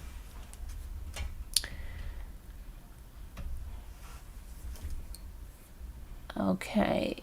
The director of Case Western Reserve University's Cardiovascular Research Institute and a medical doctor and cardiologist at Pritikin Longevity Center said below they break down what the research means, exactly how concerned you should be about your personal plastic use, and how to protect your heart health in general.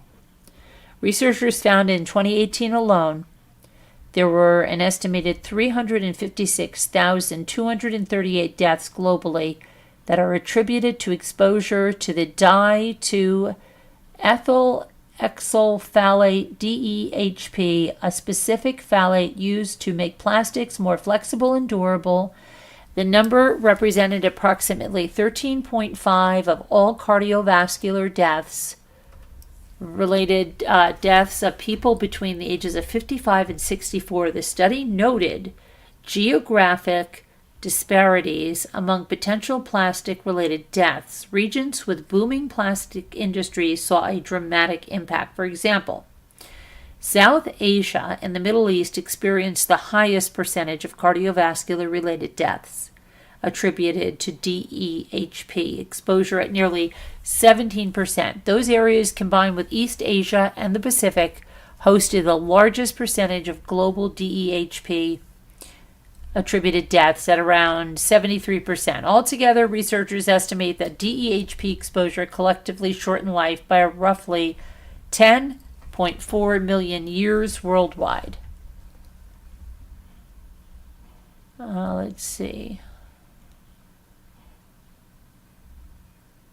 Should I be concerned? It says, okay, here's what it says. In short, experts say yes. However, there's only so much we can do because phthalates are unfortunately ubiquitous at this point. You can reduce exposure, though, with conscious effort and lifestyle changes. So here's some things you can do. Avoid plastic products. Opt for glass, stainless steel, or silicone alternatives for food storage and household items. Check labels. Look for products labeled phthalate-free, especially in personal care items and food packaging. Limit processed food. Phthalates can leach into food from packaging. Choose fresh, whole foods, and avoid heavily processed or packaged items. Avoid heating plastics. Do not microwave food in plastic containers, as heat can increase the release of phthalates into food. Improve ventilation. Phthalates can be present in indoor air and dust. Regularly ventilate your home and clean with a vacuum equipped with a HEPA filter. Advocate for regulations. Support policies and initiatives aimed at reducing phthalate use in consumer products and improving waste management.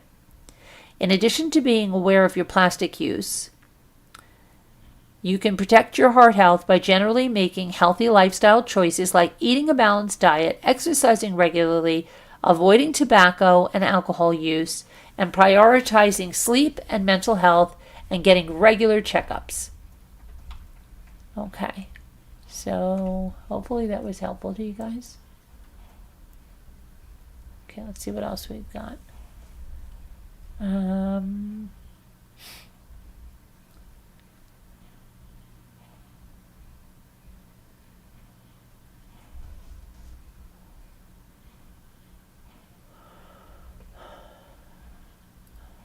Hurricane season is nearly upon us. First tropical wave of 2025.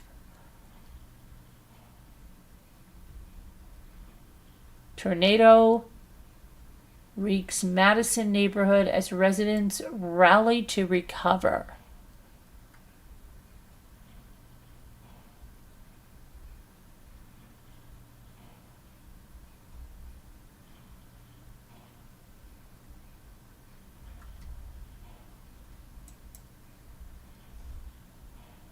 Madison, Alabama.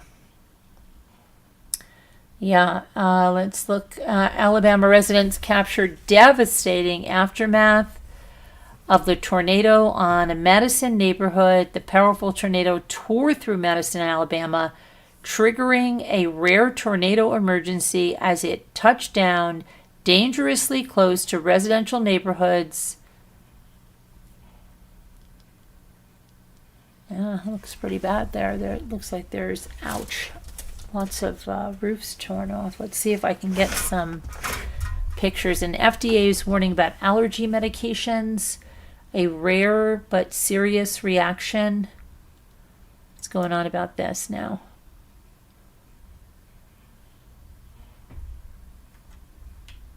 A rare but serious reaction on the allergy. I don't know. And then there was that, there was a jet crash around, what was it, San Diego? Okay, let me see. Better get some sleep. One more of work. Okay. You have a nice night, Denise. Okay? Sleep well. Okay, so let me just do this now. Let me do this, please.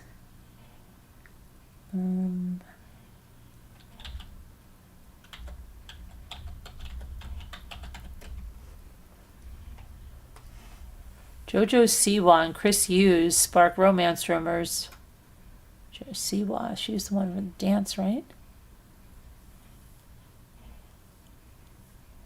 Huh.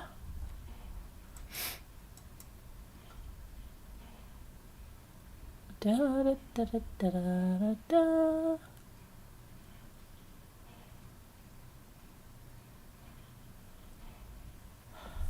Okay, let's see.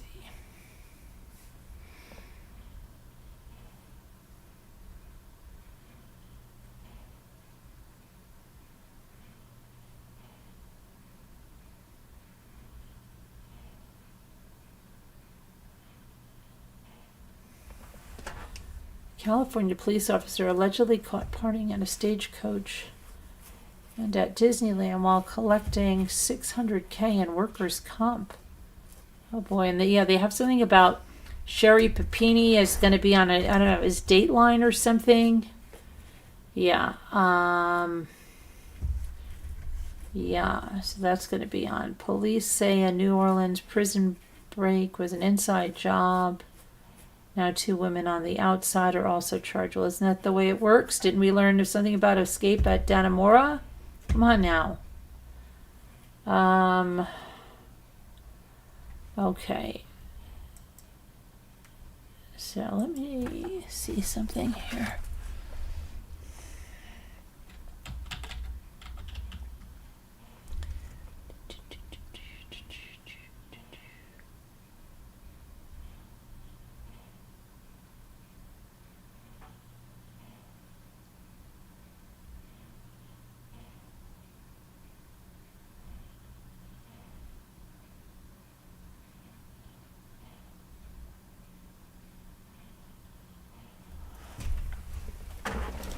Ow, ow, ow, ow, ow.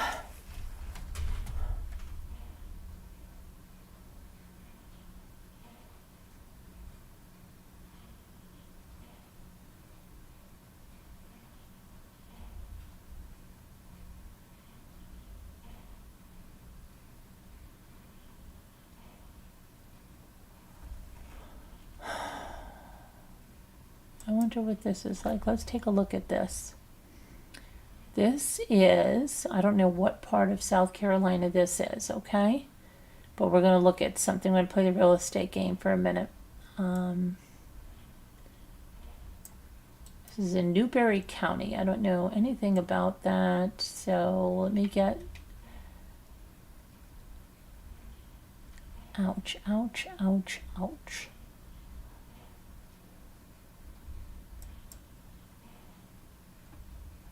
Oh, no, no, no, no, no, no, no, no, that's not what I want.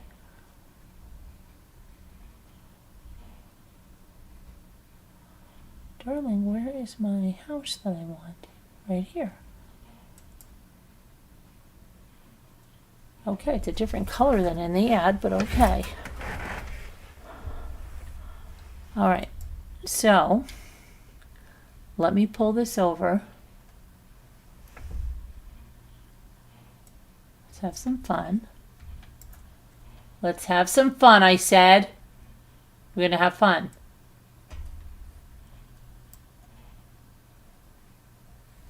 Okay, so I'm going to tell you about this, a little bit about this, okay? It says, discover timeless Southern charm in this beautifully restored 4-bedroom, 2.5-bath farmhouse with a pool nestled on more than 5 serene acres in the heart of South Carolina. It was built in 1820, thoughtfully restored. It's a one-of-a-kind home featuring high ceilings, original shiplap walls, heart pine floors, and a mix of wood burning and gas fireplaces. Okay, it has fresh paint. Okay. It's 15 minutes away from the historic town of Newberry, which is voted one of the best small towns in the country. And it's less than 30 minutes from beautiful Lake Murray and 30 minutes from downtown Columbia and Columbia International Airport. Whether you're looking for a forever home or a peaceful weekend getaway, this is great, it says.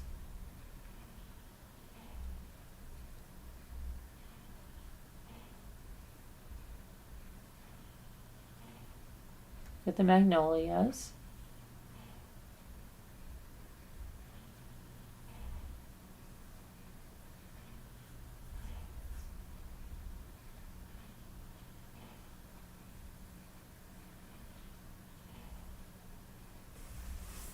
I'd like that if they had put a real island. I'd have to put a real island in there.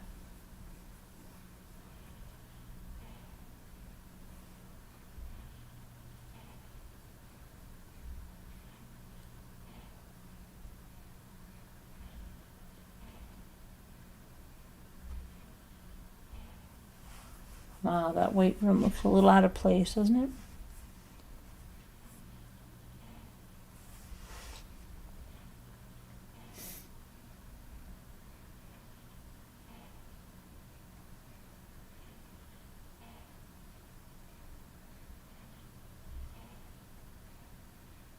That's strange that they made this a bedroom right here. I don't think that should be a bedroom right there. That's odd. That's very odd. Maybe somebody had to sleep down on the first floor. That's very odd.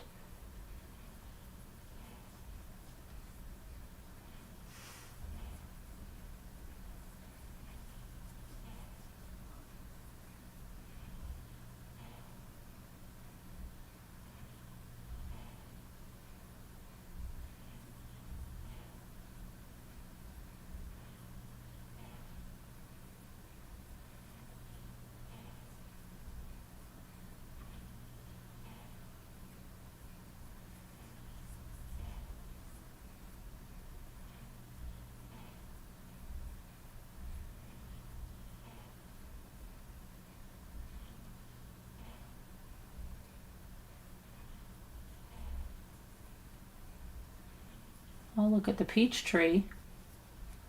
Lots of peaches on it. Apples, peaches, pumpkin pie.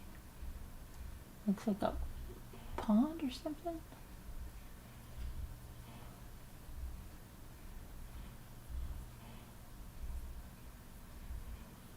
Where's the pool? I thought they showed us the pool. Oh, there's the pool. That's a nice pool.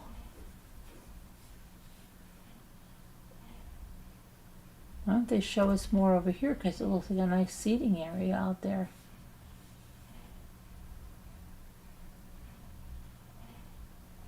I'd like to see more on the pool.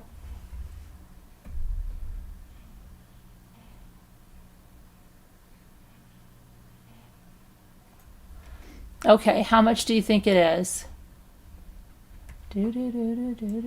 5 plus acres, okay?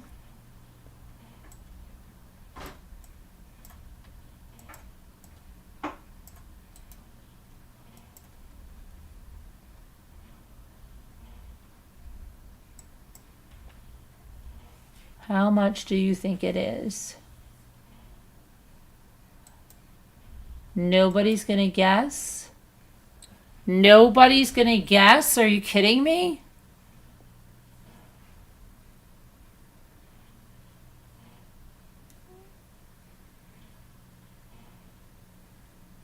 $520,000, y'all said.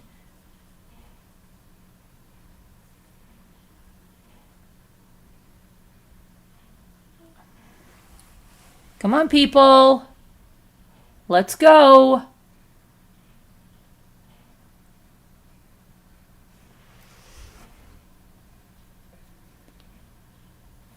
$600,000.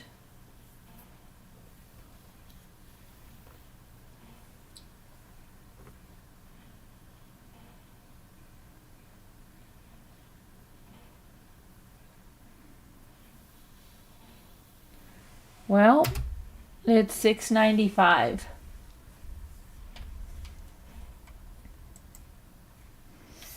It's $695 and I'll play all by myself because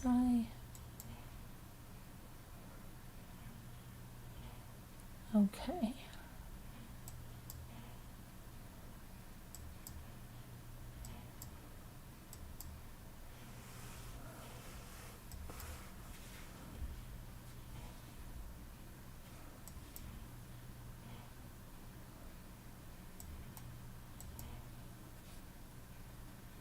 I dropped a bunch of small videos today, so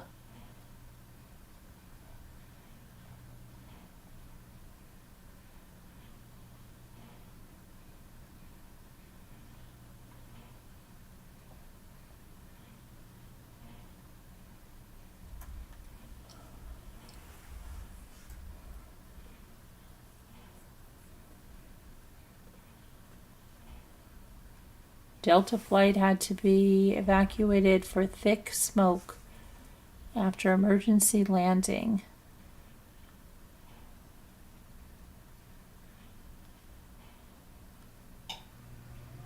Home Depot rival closing permanently.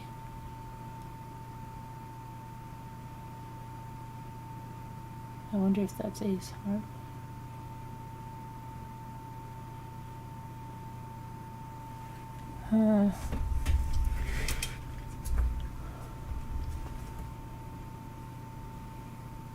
Vitamin D may slow a process related to aging.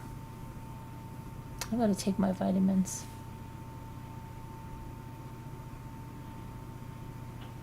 I have to take my vitamins.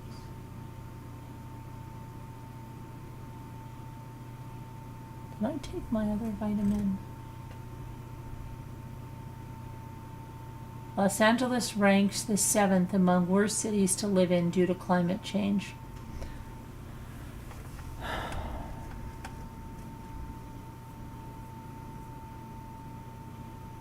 Kathleen Hughes, star of It Came From Outer Space, is dead at 96.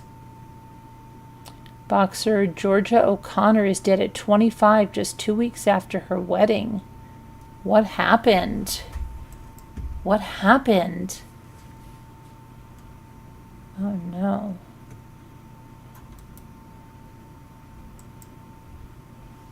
I have to get on my vitamins again. What am I doing? I've been home. I've been not being very conscientious with that.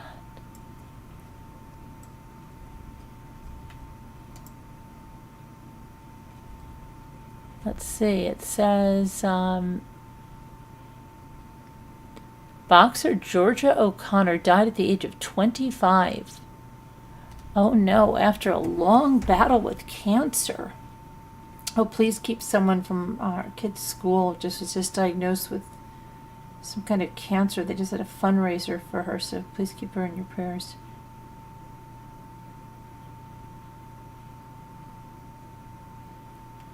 She had a battle with cancer. The British fighter was diagnosed with what doctors claimed was a rare and aggressive and incurable form of cancer in October of 2024. Her tragic death comes less than 2 weeks after she married her partner, Adriano. She shared the special day on Instagram and a picture of both her and her husband's hands entangled, showing off their ring. She said, 9/5, well, it would be 5/9/2025, the day I married the love of my life, for what would be her final post on the social media platform. Wow. She earned a silver medal at the 2017 World Youth Championships before claiming bronze in the same tournament in 2018.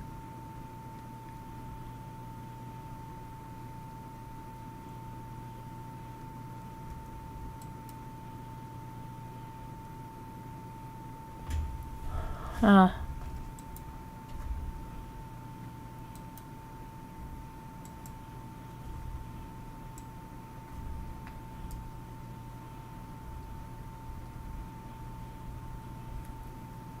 She said, I have never known love like this, a love that doesn't flinch, doesn't break, doesn't even hesitate, a love that says we do this together no matter what, no matter how dark the nights get, no matter how hard the days are, I have him and he has me.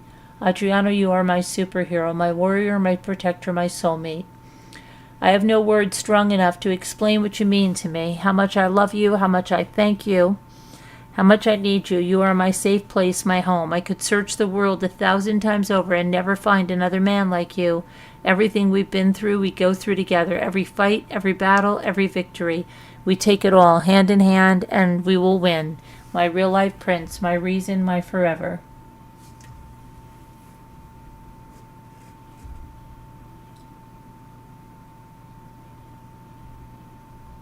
She said, while the doctors who neglected me are stuck in their ways, he's out there driving across Europe, finding treatments they don't even know exist. Researching day and night, chasing down every option, making sure I have every single chance to beat this. She said, from the moment I was diagnosed with cancer, Adriano didn't hesitate. He quit his job without a second thought, made it his mission to fight this battle alongside me, not just by my side, but leading the charge, doing everything in his power to save me.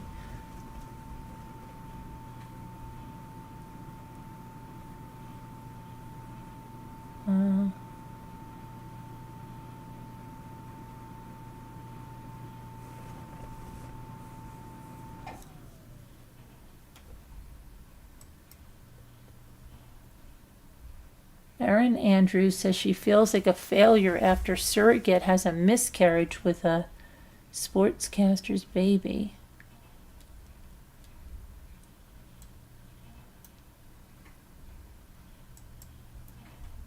Erin Andrews, why do I not really? That sounds like vaguely familiar, but I don't know.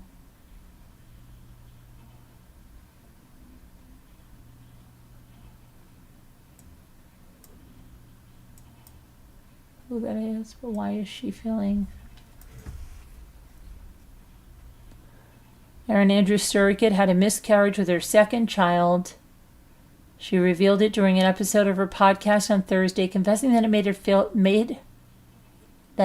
her feel like a failure. We got some really shiny news today that our surrogate has miscarried. She said on Calm Down with Erin and Charissa.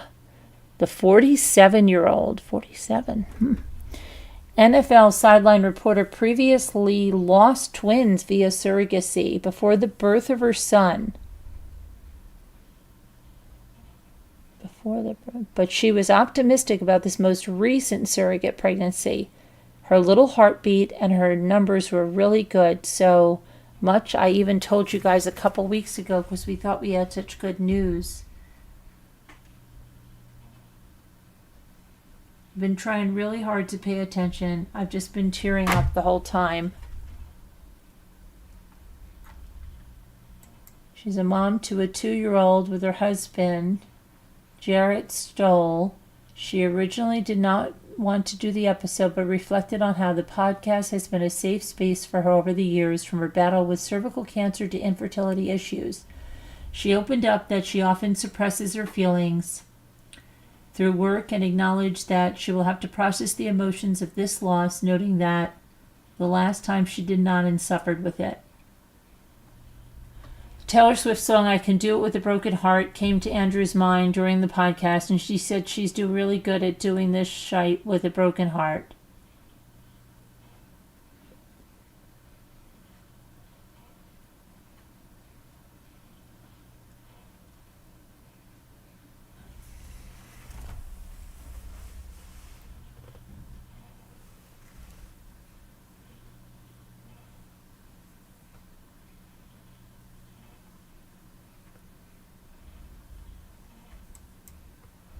Okay, and the people that were gunned down in Washington, that's another sad, very sad story.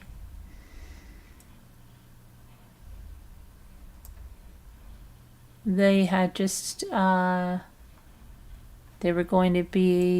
just recently got engaged.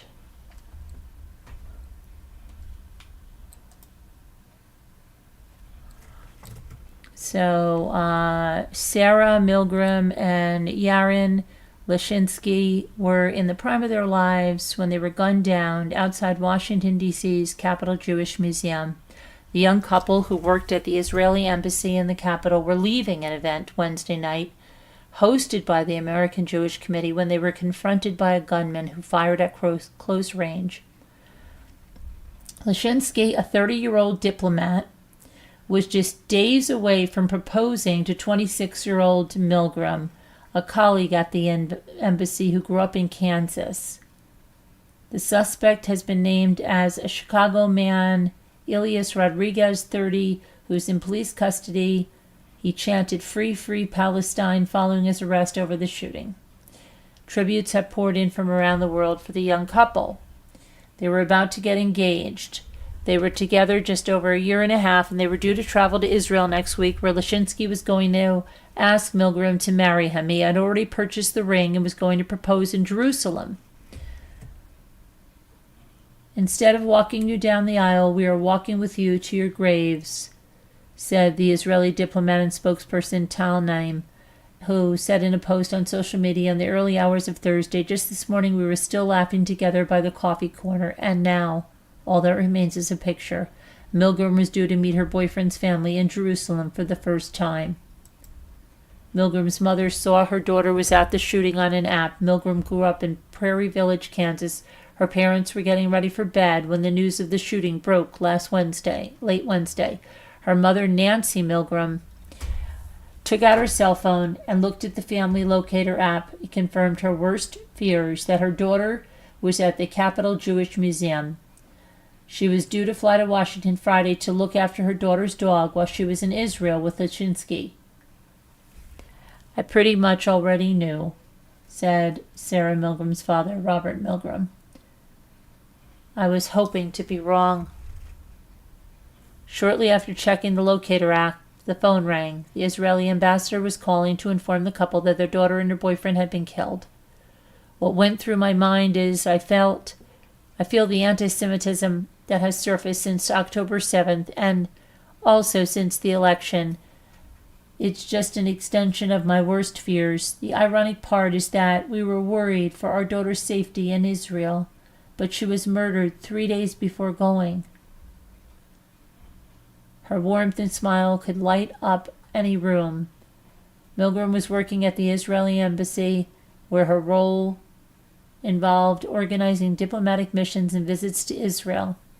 According to the Israeli Foreign Ministry, she had worked there for about a year and a half, and it's where she met Lashinsky.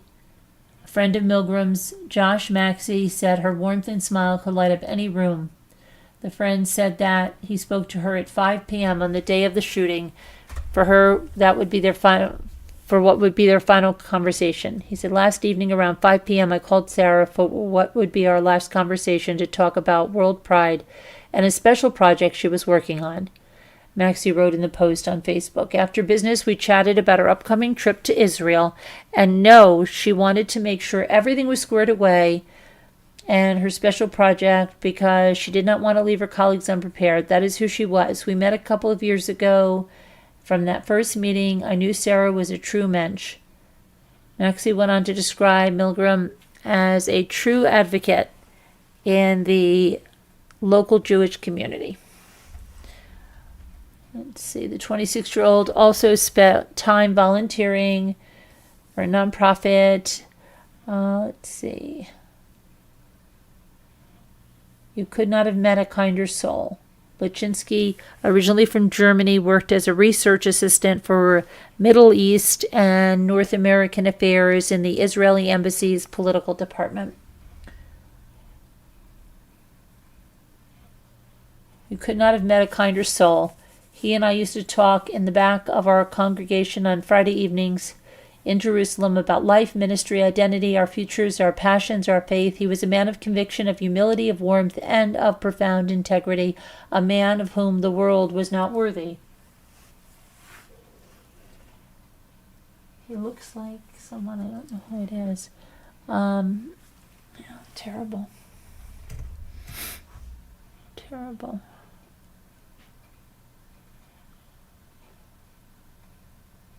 Spring nor'easter to bring rain, mountain snow to Vermont and New York. Isn't that crazy? Isn't that crazy?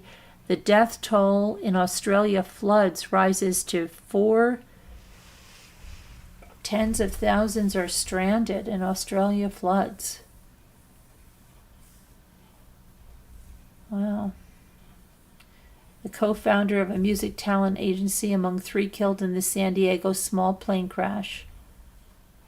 A loud bang heard after a U.S. Airbus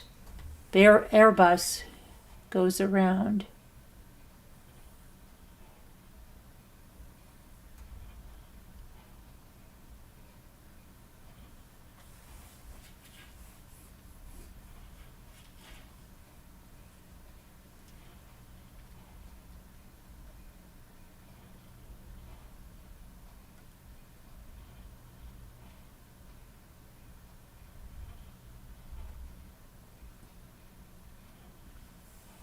Huh.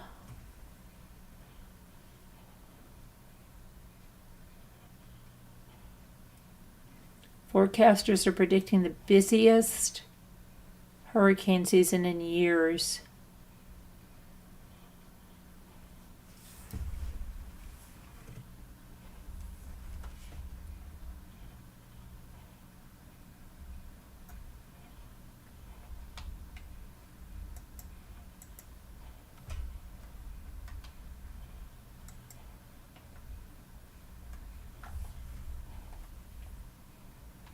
All right, here's word cookies. In New South Wales, the floods. Crazy, huh?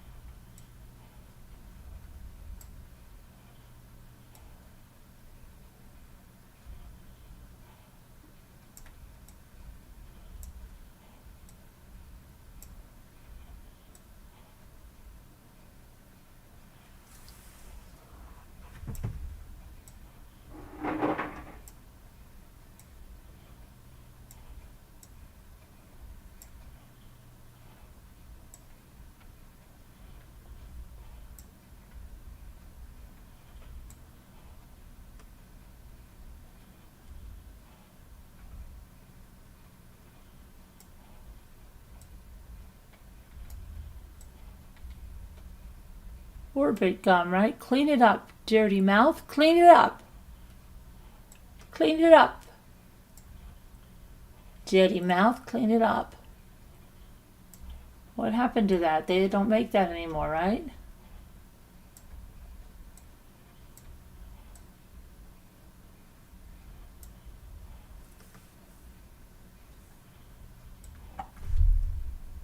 They don't make it anymore. Oh my gosh, what happened to it? What's going on? Do they not make it anymore? I just remember the commercial. Dirty mouth, clean it up. Daddy mouth. Clean it up. Okay. Let's see here. Let's see what we've got. Let's see.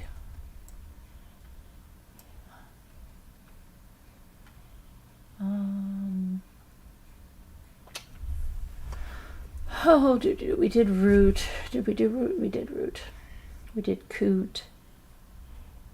We did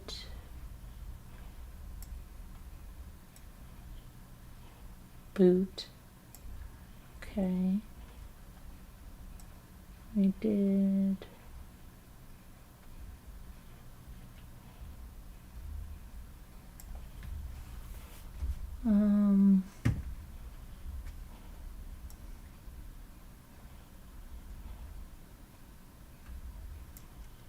murder of crows. Where are you? Where are you? Murder of crows.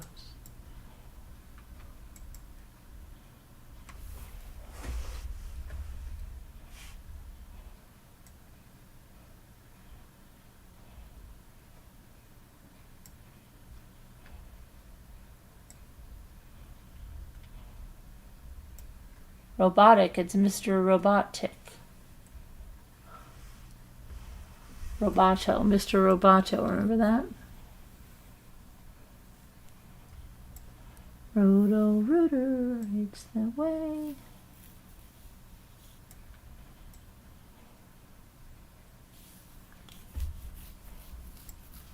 You got it too, Gail. You got it too.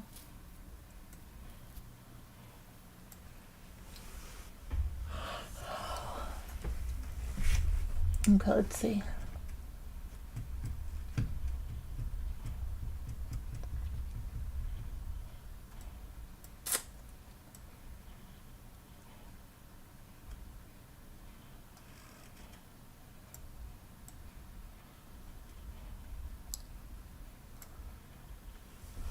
Oh. Okay.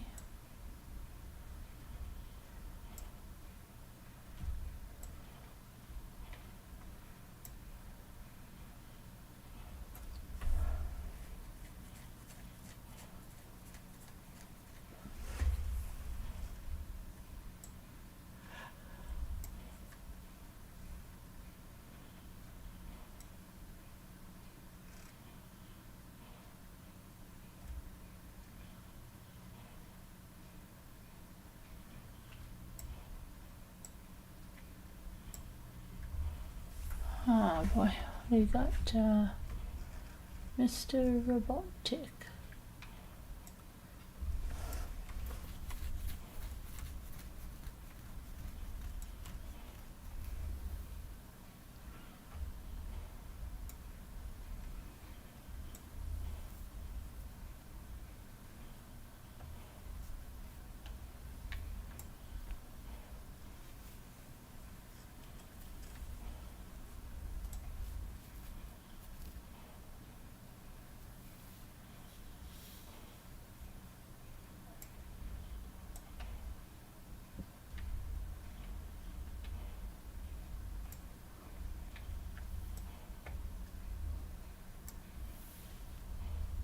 Huh.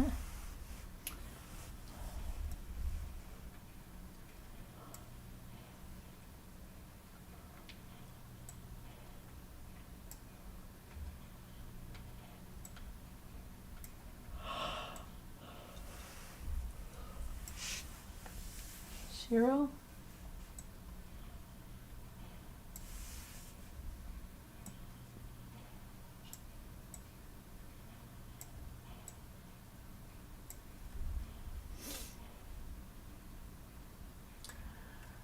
BR.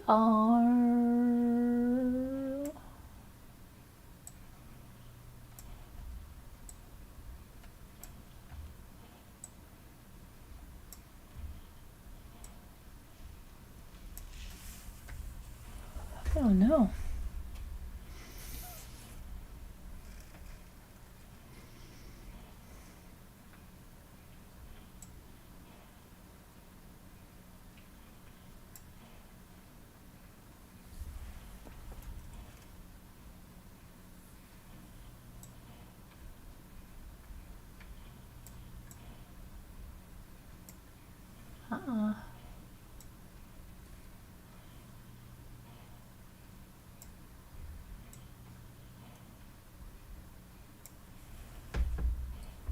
Oh my goodness. Let's try something.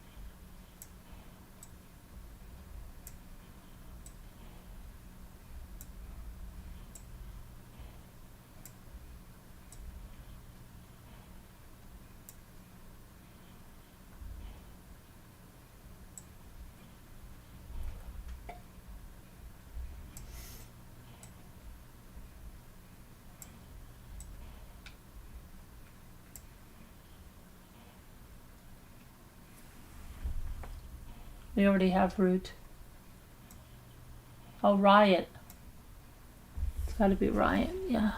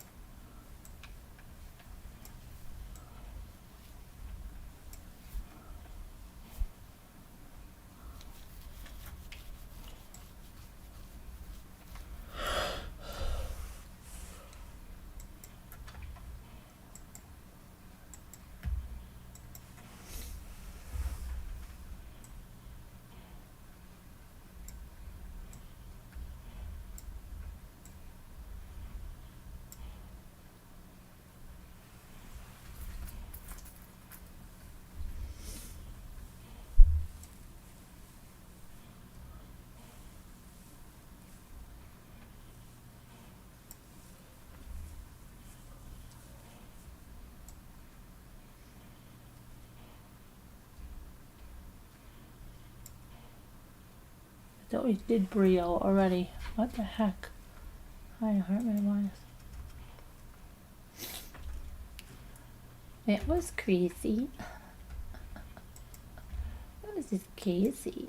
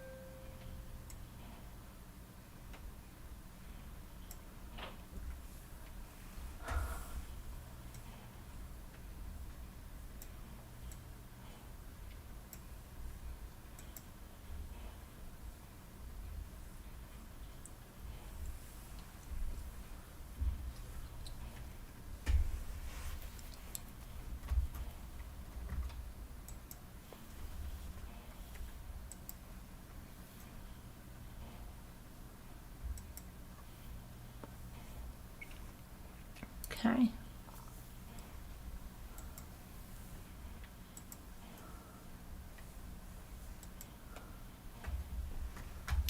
All right.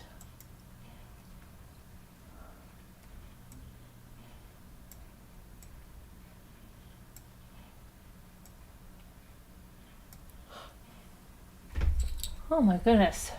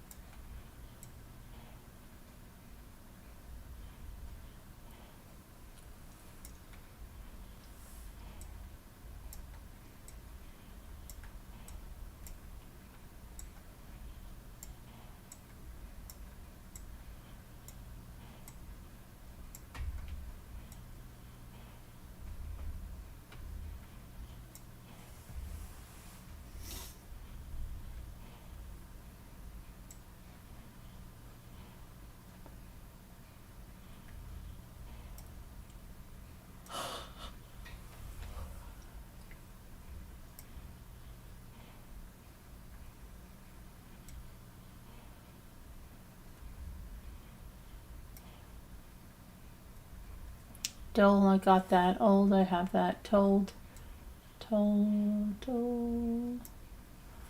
Okay, told.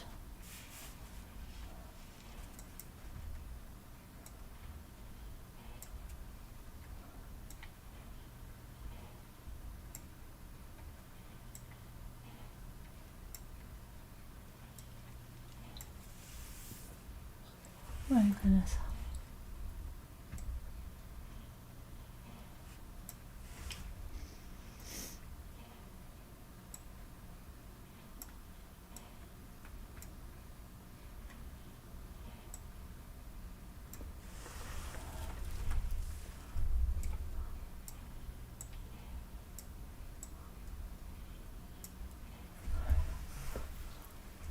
Huh.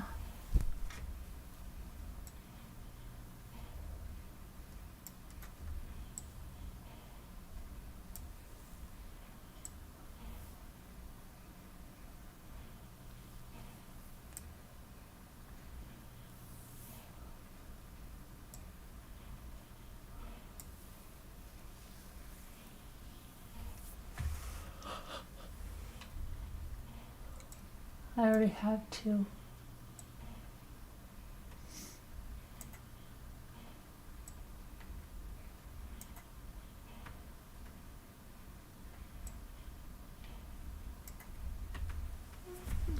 Alright, well, I don't know. Looted? Looted. Polluted. Oh, yeah, that's good.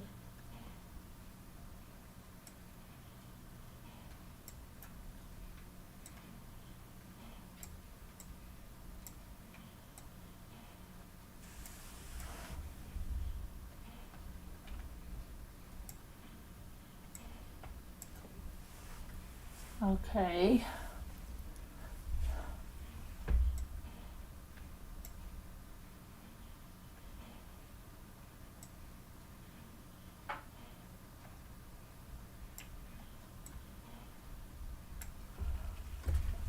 Huh.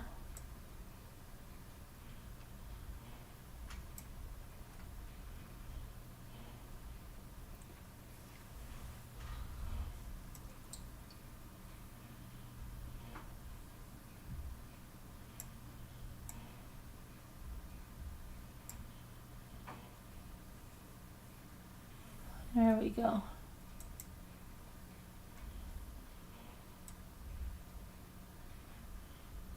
Alvin?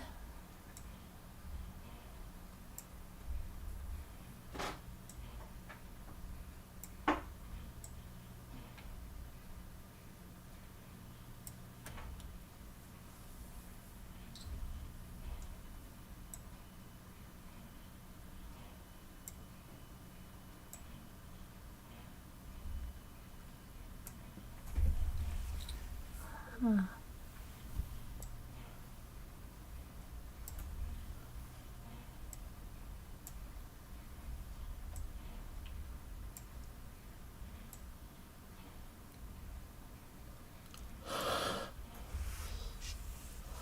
Oh my gosh, I'm so sorry.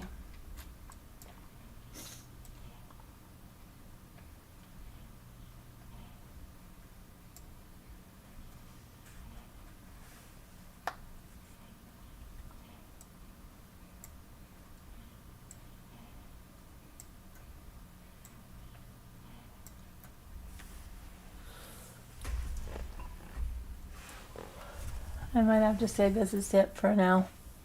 I don't know. Hold on a minute. Let me say something.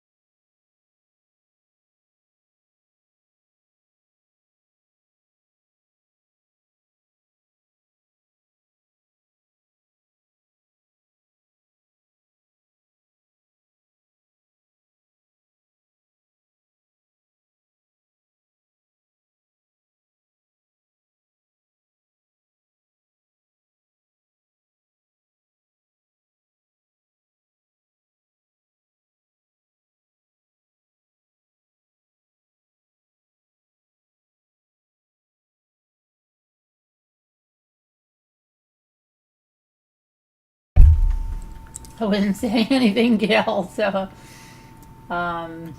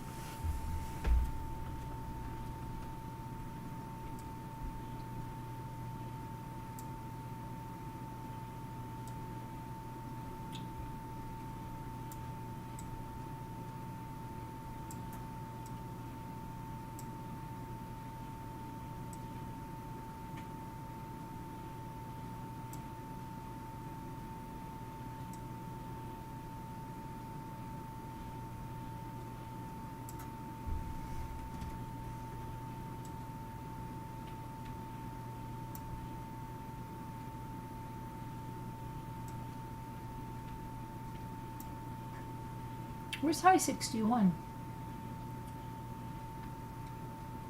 I haven't seen him in a long time, since I've been to Gettysburg even. I haven't seen High 61 in so long.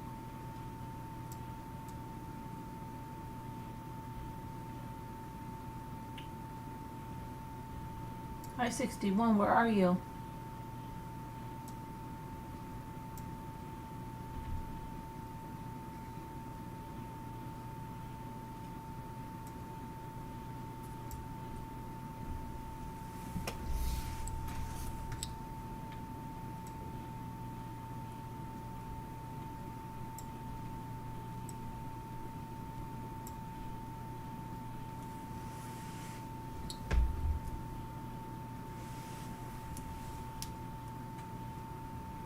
There's no M, Parme wise.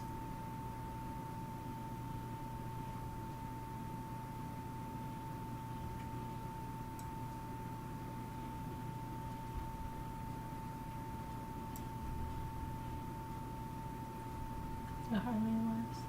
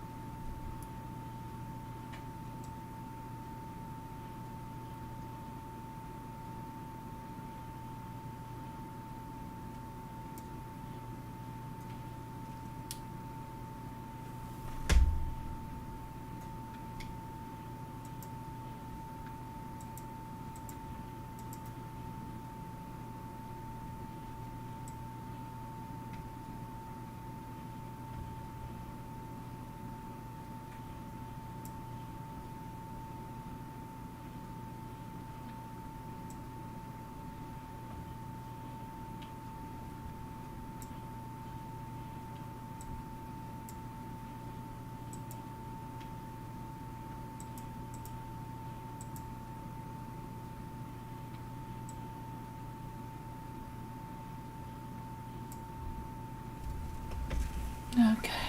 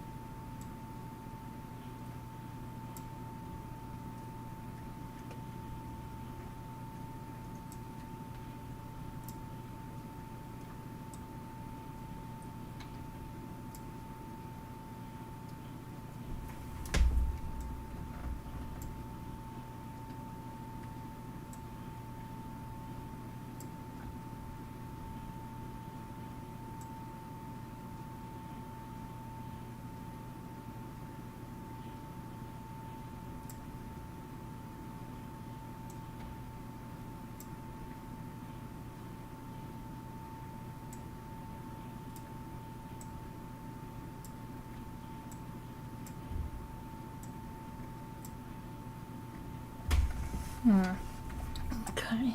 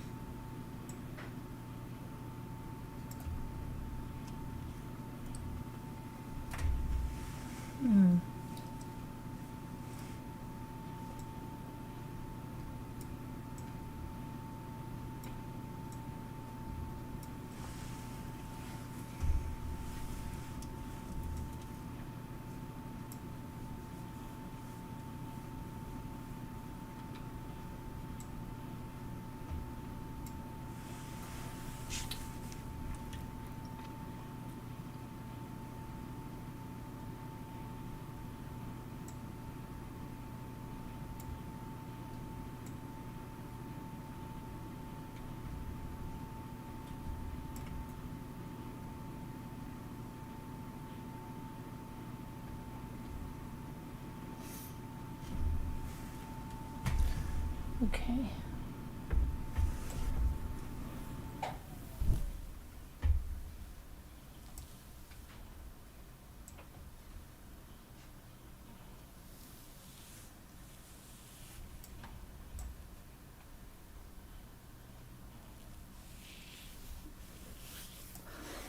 All right, I'm gonna go to bed.